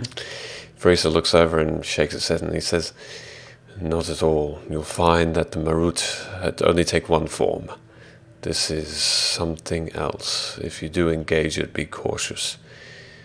It could be similar to the ring, but the ring that you have of Bavi. But I'm concerned because that magic does not work here. Or so you've told me, but this seems to be. That tells me it is of this place." I would support that. From my brief encounter before, I'm assuming the dust that's here is those that are possibly resting in peace. The ones that are actually on this plane still probably don't belong here.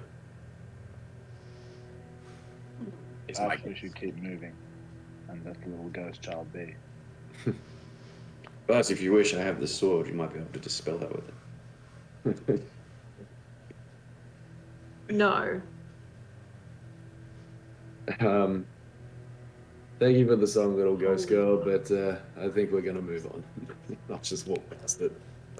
And you all continue your way, leaving whatever spirit this being is inside the doll. And you continue walking. And you see, as you continue to travel, that the wind does not pick up.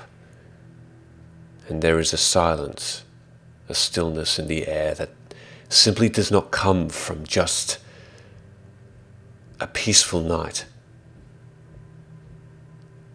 but comes from an unnerving nothingness. The feeling is wicked. You almost feel lost. The only direction, the only reason that you seem as though you have some confidence of the place around you is because of the footsteps that led you to this point of the other party. Without them, you're not sure in which direction you are supposed to head. And as you continue on, Thorum, your foot hits something. As you look down instinctively, you notice that there's a thin string that is tied to what looks like a monocle on the ground beneath your feet. I'm going to pick that up. Okay. It looks... That seems like a good idea. It looks I much... found this monocle. I'm going to say that to the group Okay. as I pick it up. It looks fairly mundane in its appearance, although the glass is untouched by wear. The string seems to be a bit frayed, but it looks like that the crystal that makes up the monocle hasn't aged at all. I'm going to look through the monocle and go. As soon as you hold that to your eye, through it you see this lizard man with this enormous spear strike you. I need you to make me a wisdom saving throw, please. Shit. You should have really high wisdom, shouldn't you? I do, thank goodness. That is an 11 plus 8 for 19. 19. You step back instinctively, but hold your ground as the lizard man almost disappears through your vision. But then, from a distance, through the monocle, you see this lizard man reappear and just start to go closer and closer towards you, cautiously but viciously, and with this enormous spear, with a snarl, strike you again. And it disappears. I'm going to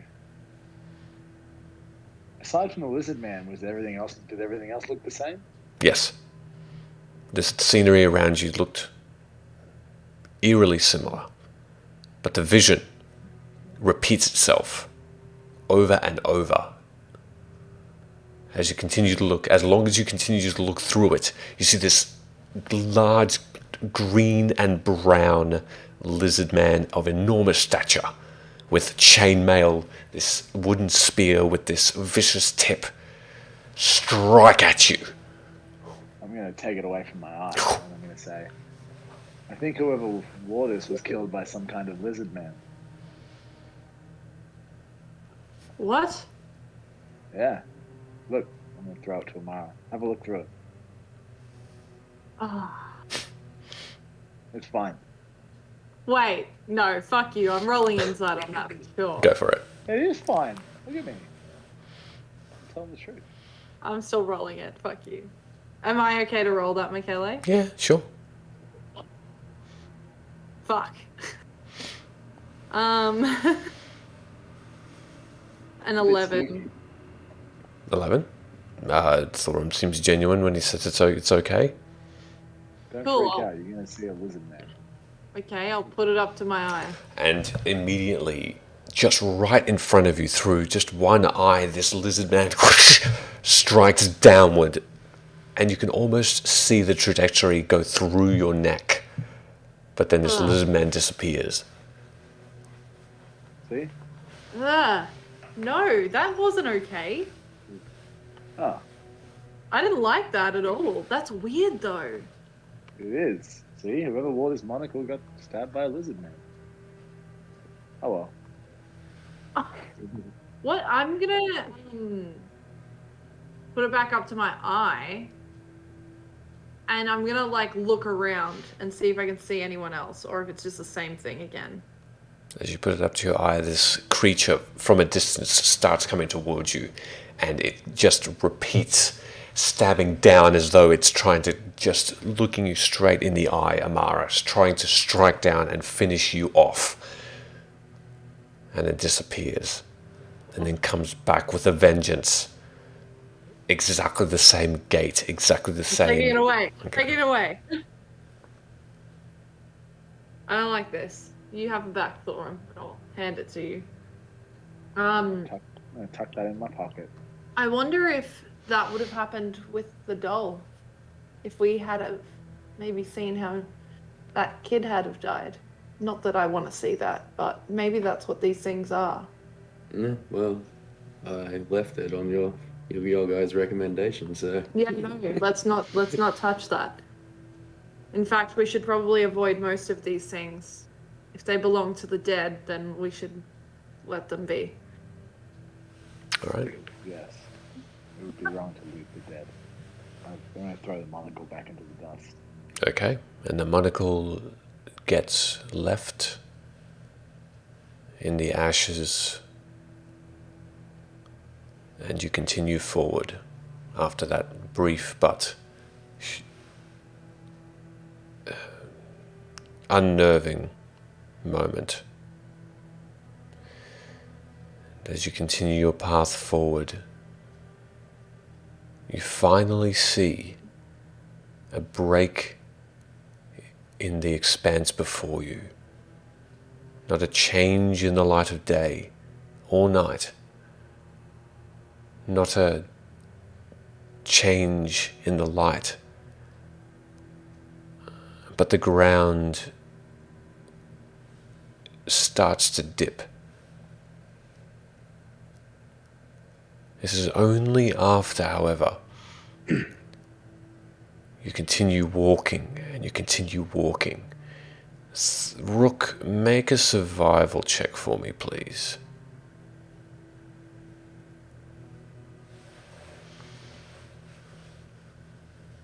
That's nice.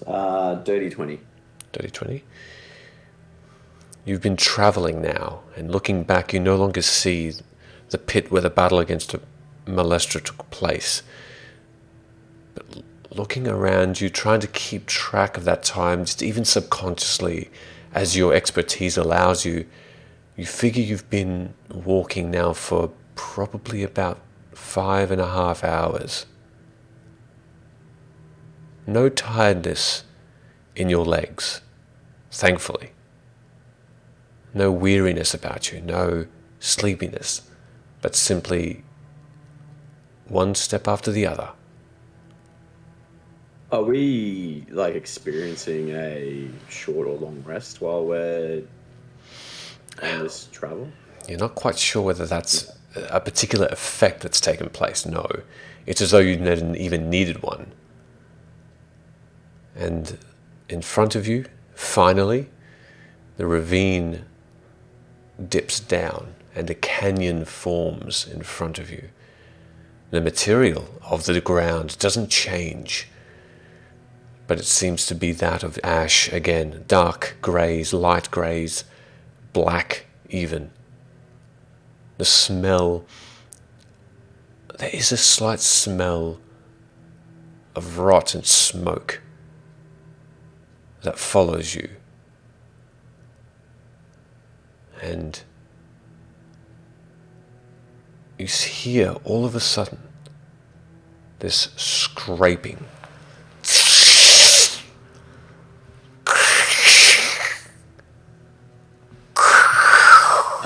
Do I get the sense that we're being pursued? Looking back quickly, just to cover your tracks. No one looks like they're behind you. You hear this sound coming from in front of you, down in the ravine, out of sight. I'll just raise a hand up to stop the party for a moment, just to see if anything's actually going on down in front. You can make a perception check if you'd like. While we're walking, I'm just gonna hold on to my necklace the whole time. Just like almost like it's an anchor. Okay, If that's cool. sure. Perception check. Two things also. Did I get anything from Onatar? Not as you have been calling for him, no. That's another dirty 20. Dirty 20, 19. okay. Yeah. The one thing that you do notice is that the clouds above you seem to have come down, almost creating the appearance of now that you're in a high set home that you can, if you maybe went on top of another's shoulders, you could almost touch it. There's sort of a solid ceiling above you now of cloud. And as you look down, you do see movement through these large boulders and away to the right, but not of anything that you can gauge. You can know exactly what it is. You'd have to get closer to find out. So no human footprints or anything like that. If that's something that I can. Looking understand. down, you no longer see footprints. No, And the scraping's gone. the scraping continues.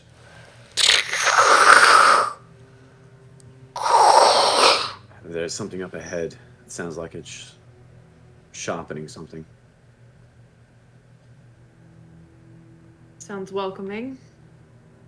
Well, perhaps it's the forge that we came to find. Makes sense. Yes. The so outer question, the smoke that's coming up, is this like a billowing like smoke from a forge? It's hard to tell. Everything seems very gloomy here. And so if you kick up a bit, it's almost as like the same sort of dust as if you kick up, as you're kicking up a bit of dust from the ground, and sort of, and then disappears, moves back into the earth, naturally. But a lot more of it coming from there. There's no indication of a fire or a forge or light. No. Perhaps just be ready. But I'd assume that this is the route we need to take. And I still have my original bow with me. So what's blocking our vision? from Just getting over large the corner? boulders and the angle of this ravine as it goes down in a steep decline. Is it possible to boost someone so they can get a look over these boulders before walking around directly towards this thing? Is this place shadowy? Oh, yes. I'm looking at Want you, me to Gunnar. try and jump up on top of that rock Think it'll work? and give it a go? I don't actually know if it's magical. Anyway, I'll try it. I'll try and shadow jump up to the top of the boulder if it's within 60 feet. It It's just is. a bonus. Okay, let me just check something a little quickly with that too. Won't be long. Yeah. Go step. At 6th level, you gain the ability to step from one shadow into another when you're in dim light or darkness. As a bonus action, you can teleport up to 60 feet to an unoccupied space that you can see that is also in dim light or darkness. You have advantage on the first attack. Okay. That's all it says. Okay. It's not as much magic as it is simply another part of yourself, Amara. Right. As though you were simply learning to walk. It's simply another form of walking as you close your eyes and instantly remember the training. And you do manage to shadow step onto the boulder Hell yeah. and you appear above. Are you trying to be stealthy? If so, make me a stealth check, please. Here's the thing with that. I think I would have expected it not to work. So I probably wouldn't have been focusing on stealthing. If you want to, I'll get you to do it at disadvantage, but you can still stealth if you'd like. I'll do it at disadvantage. I feel like that's fair. Okay. It's still pretty good. So it's a 19. Mm-hmm. That's at disadvantage. Yeah, right, okay. Thank you. I'm here awake. So I'm going to then look down at my friends, and knowing that that worked, I'm gonna try and speak in their minds and say, "Test 1, 2." And again, mind link response. It's not a spell.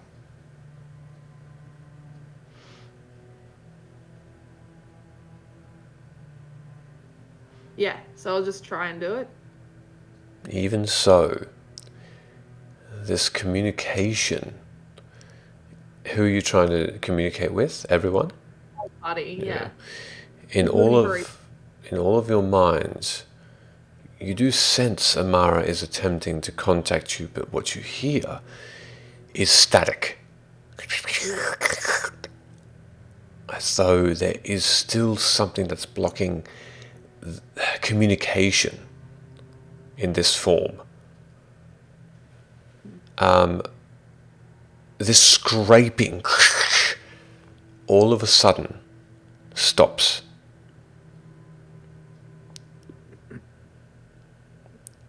I'm gonna look across the boulder and see what I can see. Okay, make a perception check.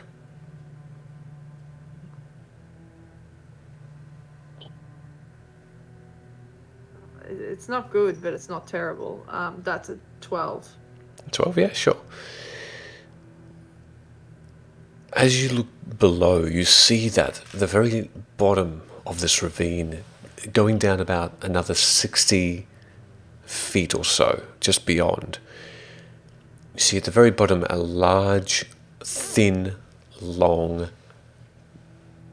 metal anvil, it seems. And then beyond that you see a line. And this line appears to be a line of what looks to be this humanoid figures made up of the same ash. But it seems to be somewhat hardened, a bit like how you'd look bark, how bark would appear to be on a tree that's flailing and coming off. And these beings with limbs on the other side of their bodies, in different shapes and different forms, are in this line, and this line stretches. And as each one gets to this long, short anvil, you see that this enormous hammer being held by simply smoke from a huge being of mist and darkness holds it out towards these husky beings, and almost like a whirling effect, each of these husks disintegrates into this stream of dust and surrounds this hammer. And then the hammer moves across this low anvil. And on the anvil itself, there seems to be what looks to be this long piece of bone, longer than you've ever seen. It definitely isn't humanoid, but from some sort of animal. And this hammer scrapes over the top, and as it does, you can see this light dusting of this ash being transferred. The husk itself that was there crumbles. You can see this very small pile of remains where it once stood.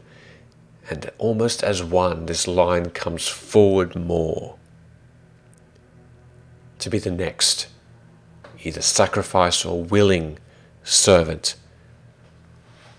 to this huge smoking being that's taken shape with this metallic looking helm, but the smoky horns that come downward and then up from this metal helmet. The only material that you can see on this being, and it scrapes this bone, lifts up the hammer,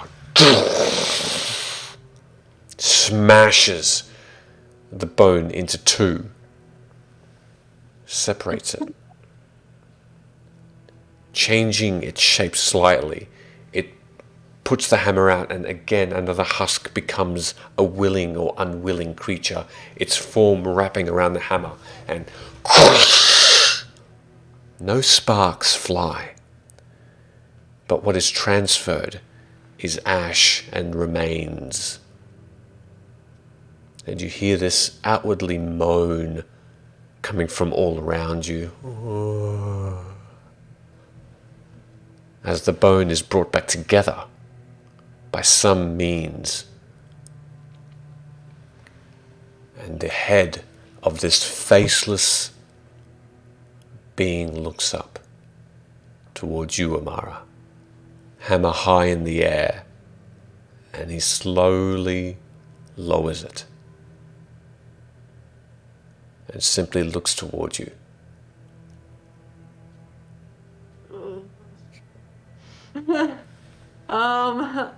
Knowing that I can't communicate with my friends, I'm going to slowly take a step back and then try to shadow jump back to my friends. You appear right next to them. What did you see? I think it saw me. Ugh. It's definitely not. This whole place is so depressing. Yes. Fitting for where Molestra would hang out. Right? Mm. Right? There's this. After her death. Look, I could describe this long line of people being sacrificed and crushed into bone and ash, but I think it would probably be better if you just come and see it. Is it the dwarf that we seek? we've never seen him before. I assume so, based on the anvil and the crushing and the dust. I would say so. He wasn't really described as a dwarf at all, but simply the Smith of Shadows. Yeah, I don't know why I thought it was a dwarf. And Fine, we just all went with it. Let him be ignorant. If you guys want to, maybe I can shadow jump up there and I can try and pull you up one by one. Well, We can start with Gunnar. what else are we gonna do? We may as well see this thing. yeah, we didn't. I don't think we need to discuss about this. Just don't stand in the line. For some reason, standing in that line makes me think like we'll be a part of those sacrifices. I don't think it's a good idea. Alright, we can tie a rope around me, and if I look like I'm willing to sacrifice myself, you can pull me back behind the rocks. We can all go. I don't know if a rope will save you from this. I don't know. It's a pretty good rope. Okay. High quality rope, hempen rope.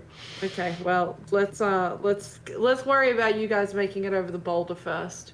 How about you shadow step up while holding this end of the rope That's and a good attach it to idea. something, and then you can see the quality of this rope. Do you know How what? useful it is. That- Where did you get this rope from? I don't think I can take the rope with me. You could throw it up to me though. I'll try to throw it up to you. Okay, that sounds good. I'm glad we came up with a really solid plan. I'm gonna shadow step back up onto the rock, Mm-hmm. and then I'm gonna wait for Dravago to throw me this rope. Okay.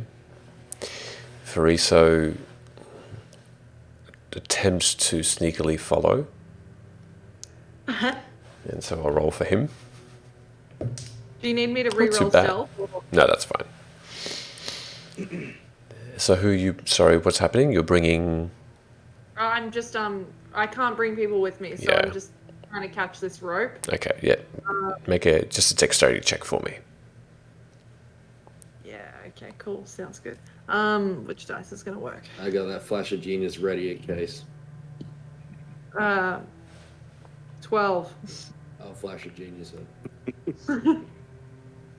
If that works, it's just a class ability, I think.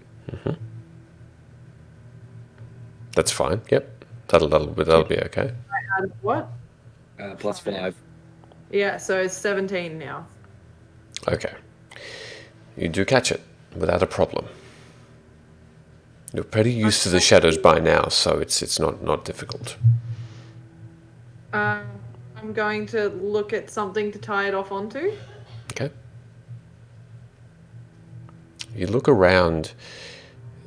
You notice that the boulder you're on is much too large, but there is a smaller boulder that does have a little ways off enough purchase to get to.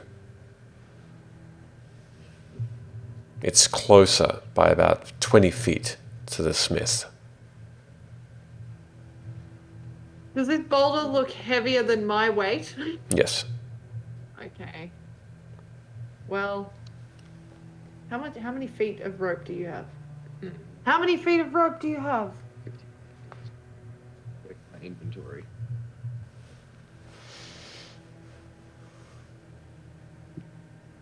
50 feet of hempen rope. So if there's 50 feet of rope and this is 20 feet away, is there still enough rope to reach over the boulder?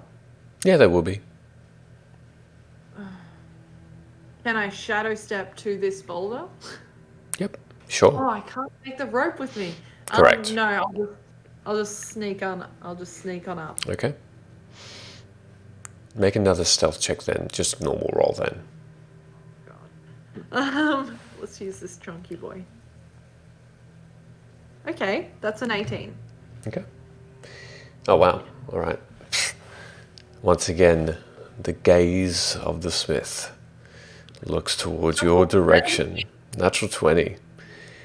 And the line of husks stop.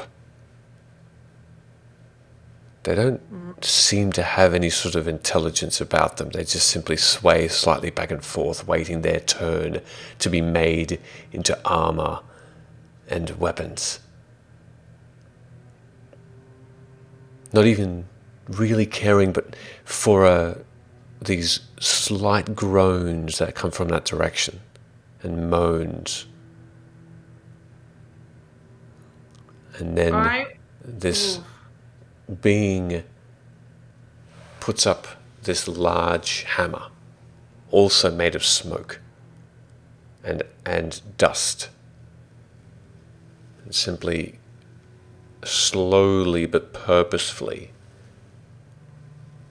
beckons you.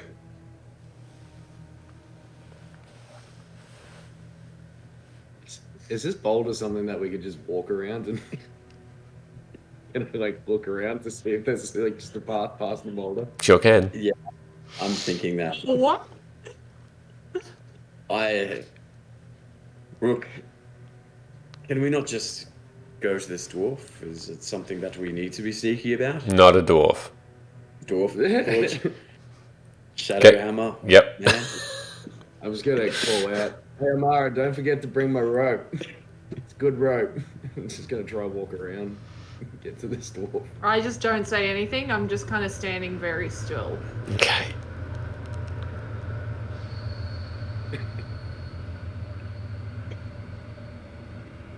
That beckoning continues. Are you doing something as you say beckoning? Because I can't see you right now. Just moving this large hammer towards you. I'm just gonna put my hand up and be like, no, not right now. And as you gesture like that, you see that this... Who's visible to this being at the moment? Apart from him noticing Amara. Who's... I would probably make myself obvious. Okay. Yeah, if the option is just walk around this boulder, I've done that. Okay. I intend to walk around the boulder too. Sure. Just out of curiosity, Rook, where did you put the shadowy weapon that you gained from Molester's body? I actually wrapped it up. Okay. And like in a cloth. Cool. And it's just sitting like, I guess, on my hilt Okay. area, but covered. All right. You hear in that moment... Gunnar, are you... sorry, Char, have you come around as well? What are you doing? Yes, I will follow. Okay. Yeah. You all then hear this voice come from that direction, a new voice. Gravelly. Old. Come.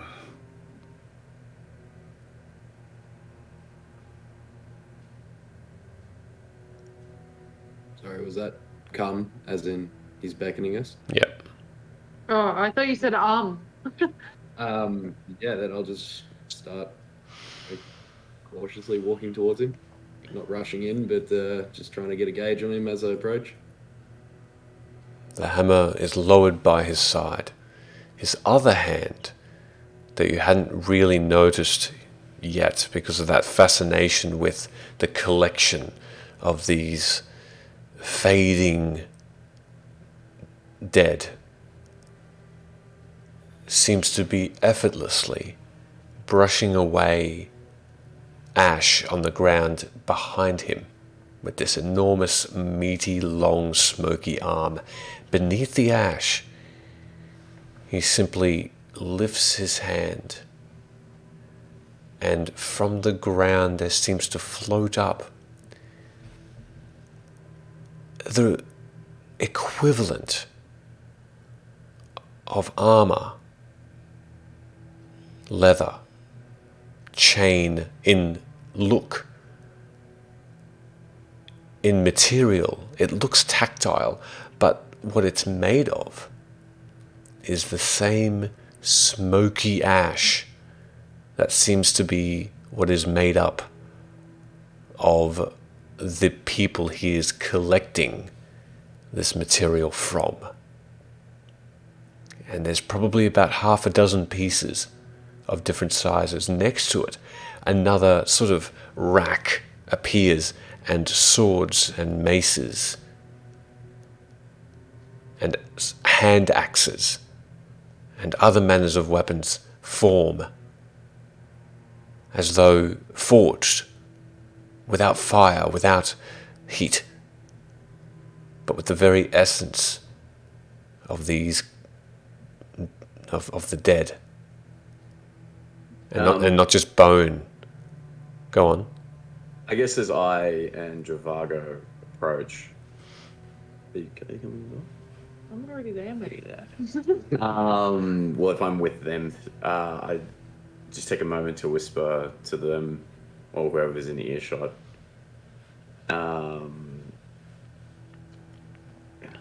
We might know a bit more about this forge. As this one of the blades ended up with Molestra, this person must have had a dealing with her at some point. Well, it seems like he's just offered up a display rack of his wares. It's not a very menacing gesture, more like a invitation to purchase. Perhaps you might know how Molestra is coming and going.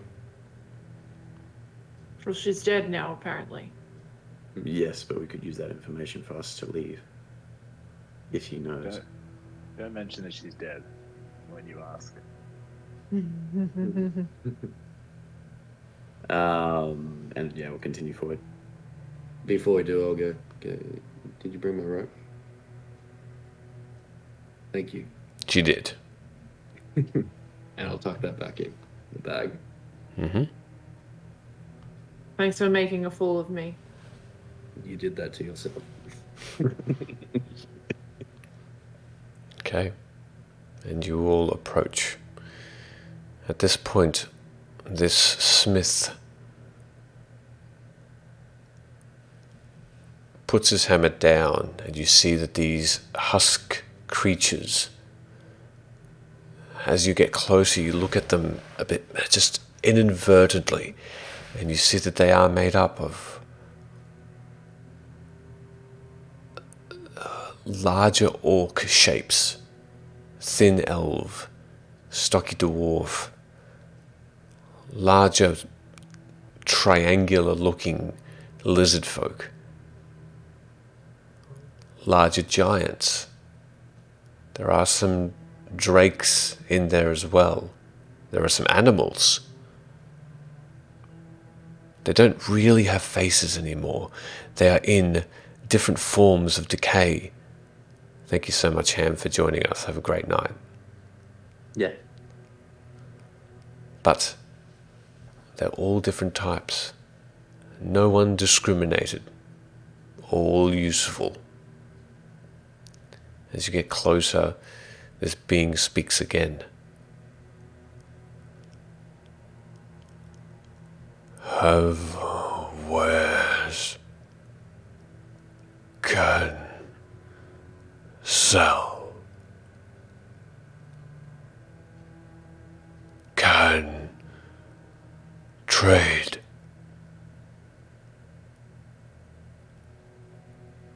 What currency do you accept?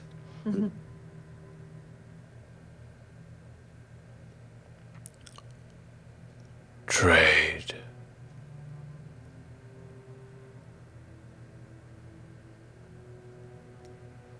And that's all he says. Do they say Amex? Talera's onto it too.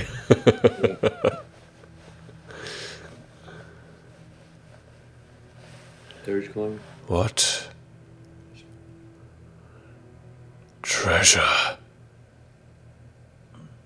from beyond? What treasure for you? And his voice just rumbles and makes the ash puff up from the ground and settle again. We have some cool stuff that you might be interested in, maybe, depending on the type of stuff that you like. I I will say though, our ultimate treasure would be to get out of here if you know a way. And we could maybe talk about giving you some stuff in exchange for a way out of this plane and back to the material plane. I've got some pretty high quality rope. For the love of God, Dravago. He responds with,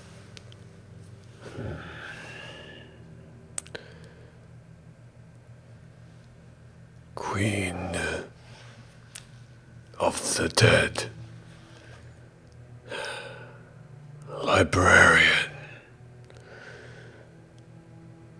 a bargain escape.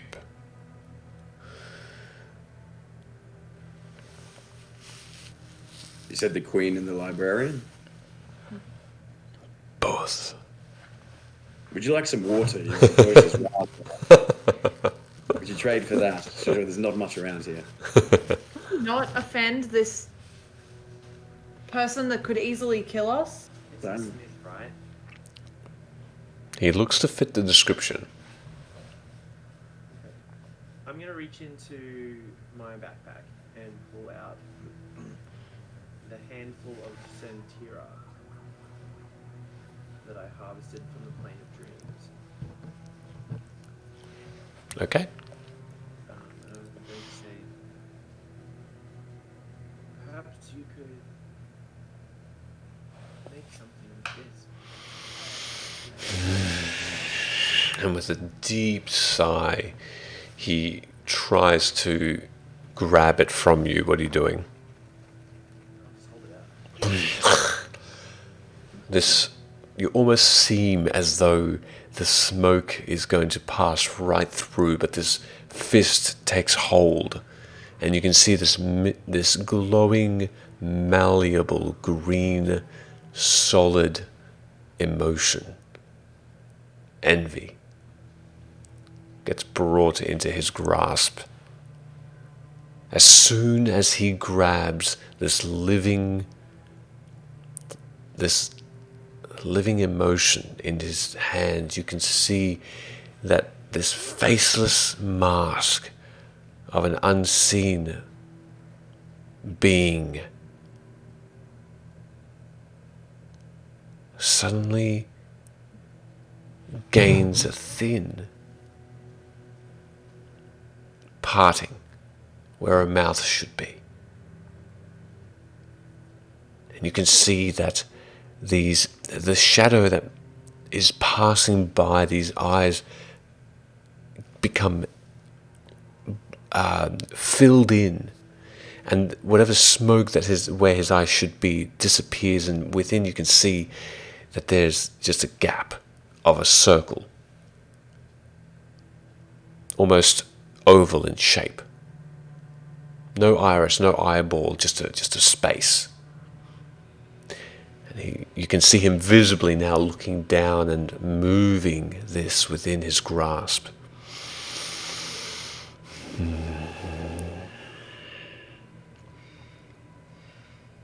And with his other hand, he gestures over to the arms and armaments, and he says, "Not suited for you."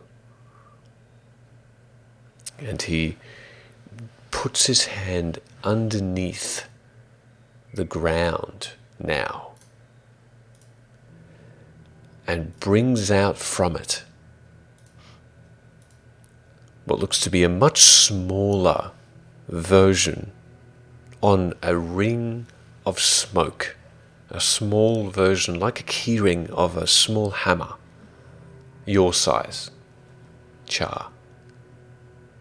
A small, what looks to be even screwdriver in shape. What looks to be a small pick next to it. That's all on this keyring, made of this smoky dust that shifts and moves but stays in form for the most part. Nothing gets broken off. And he with purpose handed out to you.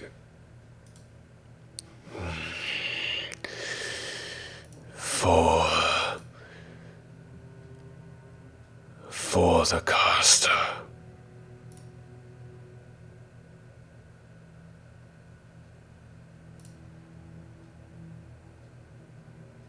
What are you doing? You say it's a pick? It's a combination of small tools on a small keyring that you could even fit in your backpack. Okay, yeah, I'll take it. Okay. Thank you. And a quick, simple nod is the response as this living metal of envy is put back into the same socket or spot that this other treasure was retrieved and disappears under the earth and away from sight. In your grasp, Char, you feel power. You have already, within this place, somehow understood in that instant what you are holding.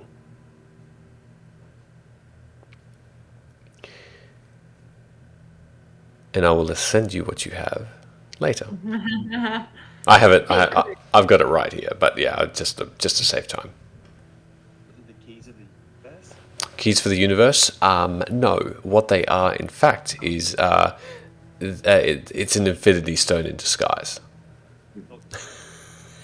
Oh my god. Being an artificer, would I have recognized that as an all-purpose tool?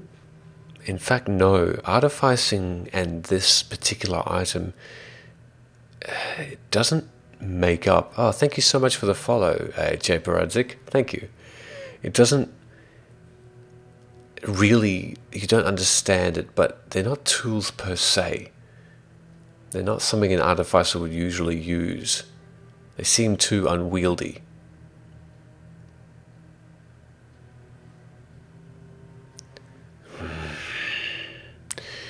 He points a finger towards the direction you have been traveling. A little bit more to the north, a little bit to the right of him.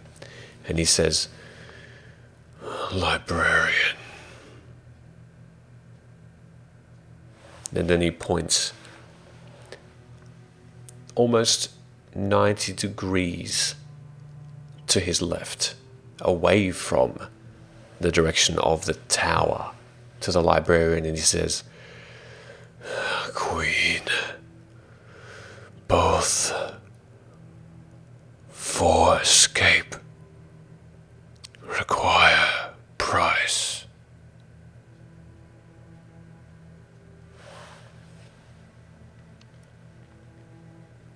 Which one's nicer?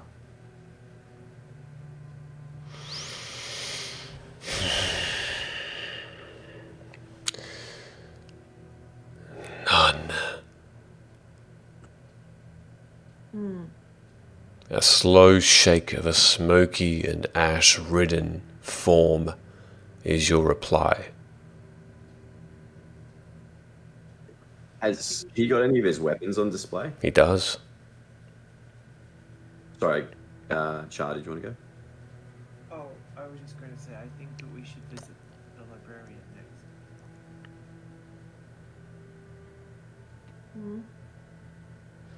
next. Do I see any weapons that look similar to the one that I have on me?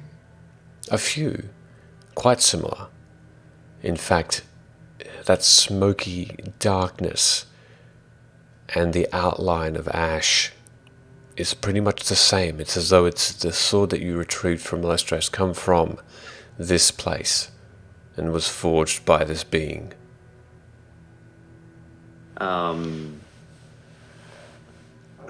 Your blades here, what do they do? Pass through the dead. Pass through the living.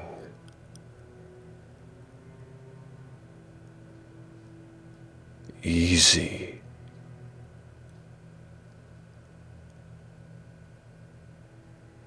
Would I understand that as the weapon is like some form of ethereal? That is what the description seems to entail. If it passes through, you would imagine that would relate to making it easier to find the right gap in armor, or be able to even perhaps do more damage. You may not be sure until you gave it a go what precisely its purpose is. And what would you normally take for such a weapon? Trade as valuable as I think. What have you?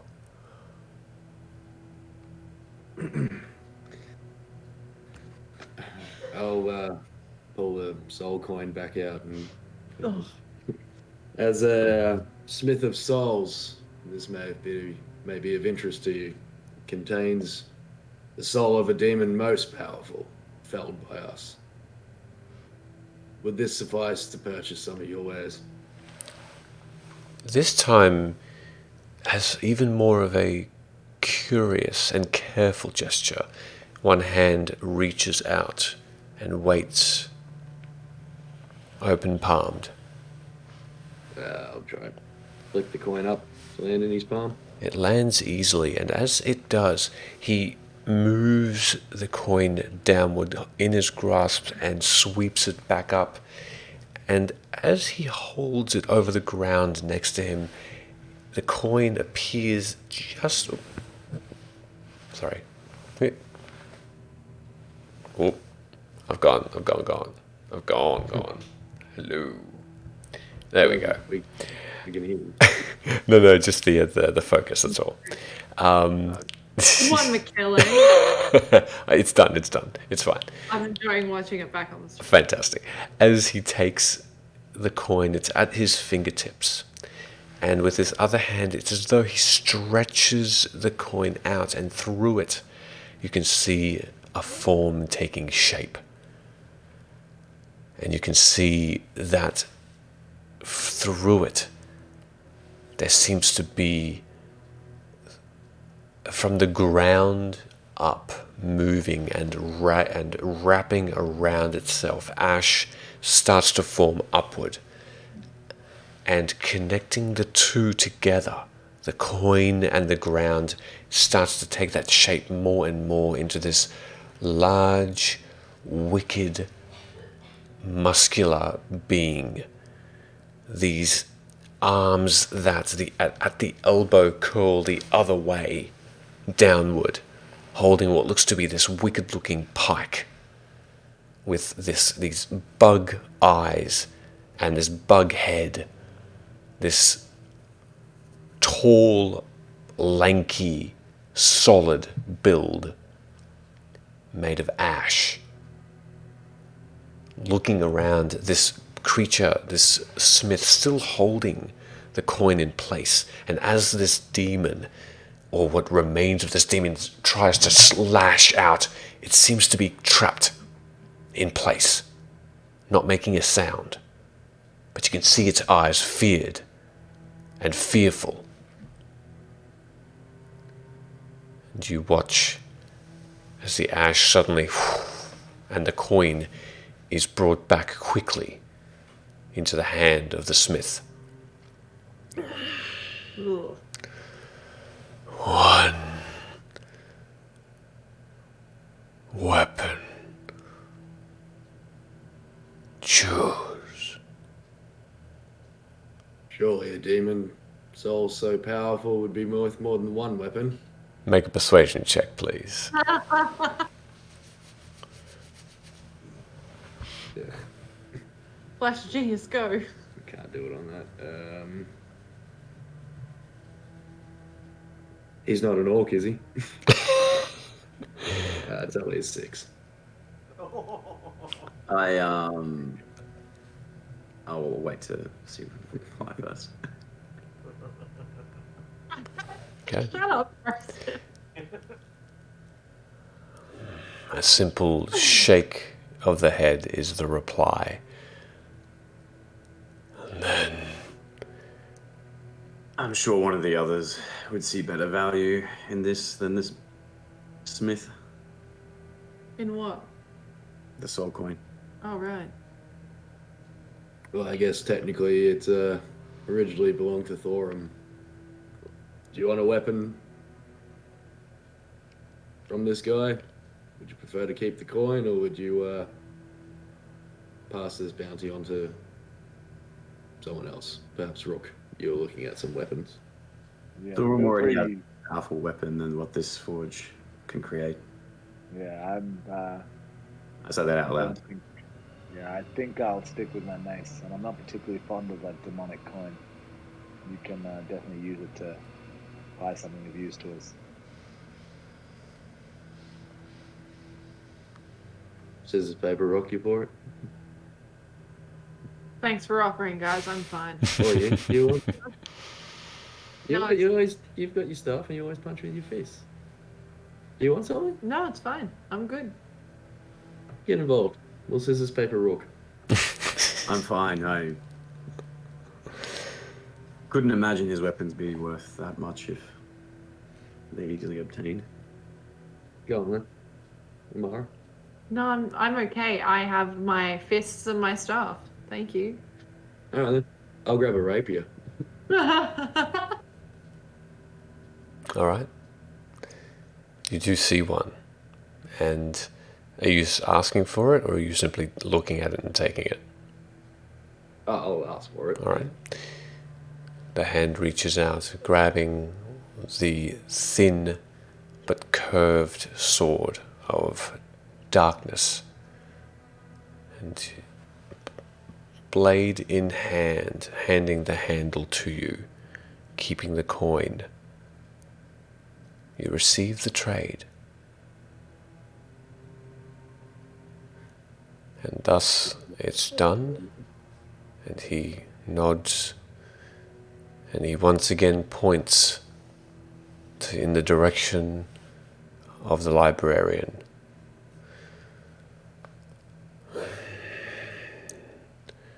I hope you escape. Thank you. It's the nicest thing anyone's said to us here.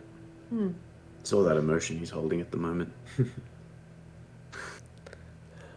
And with that, he no longer acknowledges you, but simply goes back to exactly his previous task, as though he never really paused, getting the hammer again, holding it out, receiving the ash and remains of the dead, and then scraping that bone on that long, dark anvil. Head down in vast focus. And looking over, you can see in the very, very distant horizon a single small peak, but not of a mountain, of an unnaturally built spire taking shape. And then, suddenly as you see that, a wind picks up. The first one since coming here. And you see small specks from the direction of the tower coming towards you. And you hear the fluttering of paper and parchment follow that wind. And as you watch, hundreds and hundreds and thousands of pieces of parchment are following that wind and that breeze towards you. And you feel the rush as you see the wind passing by you and these pieces of parchment flow by. You pick up writing on some of these. And one of them, as you start making your way forward again towards this spire, one of them has a title on it that you see. And it is Cha. Another flies by, and Travago, you see another one that says Rook. And Mara, you see another one that says Thulrum. Rook, you see another one that says Travago. And as they pass, more names appear on these parchments of people you don't know, flying by and disappearing beyond. And we're going to finish it there for tonight. Thank you very much, everybody, for that. And thank you, everybody watching and everybody playing. I really enjoyed that little episode. That was great. That was episode 70. We're at our 70th. That's wild. That's pretty damn impressive, I must say. So hopefully everybody enjoyed our 70th episode. You can catch a lot of them on YouTube, like we mentioned. So please feel free to look us up. Hopefully you enjoyed that. I don't know, I feel this particular session was particularly like storytelling. Like, I don't know, it's probably one of the first ones in a while I found it to be like what I've been hoping for finally, sort of a high fantasy type of thing. I don't know, it just felt right. I don't know, it just felt good. So thanks. Taylor is like living his best life. We all get off the call and we're like, well, that was a fucking shit episode. No. Damn, that was boring. God. No, that was so much fun. That was so much fun. Thank you. I'm going to go offline now. So everybody say goodbye and have an amazing week, because I know some of us do need to get to bed. We have a big day and early start. So thank you so much. Have a wonderful evening. Yep. And your support. And we'll Thanks for all the movie puns. Yeah. Oh my gosh, those movie puns were beautiful. I couldn't stop every second to acknowledge the beauty of it.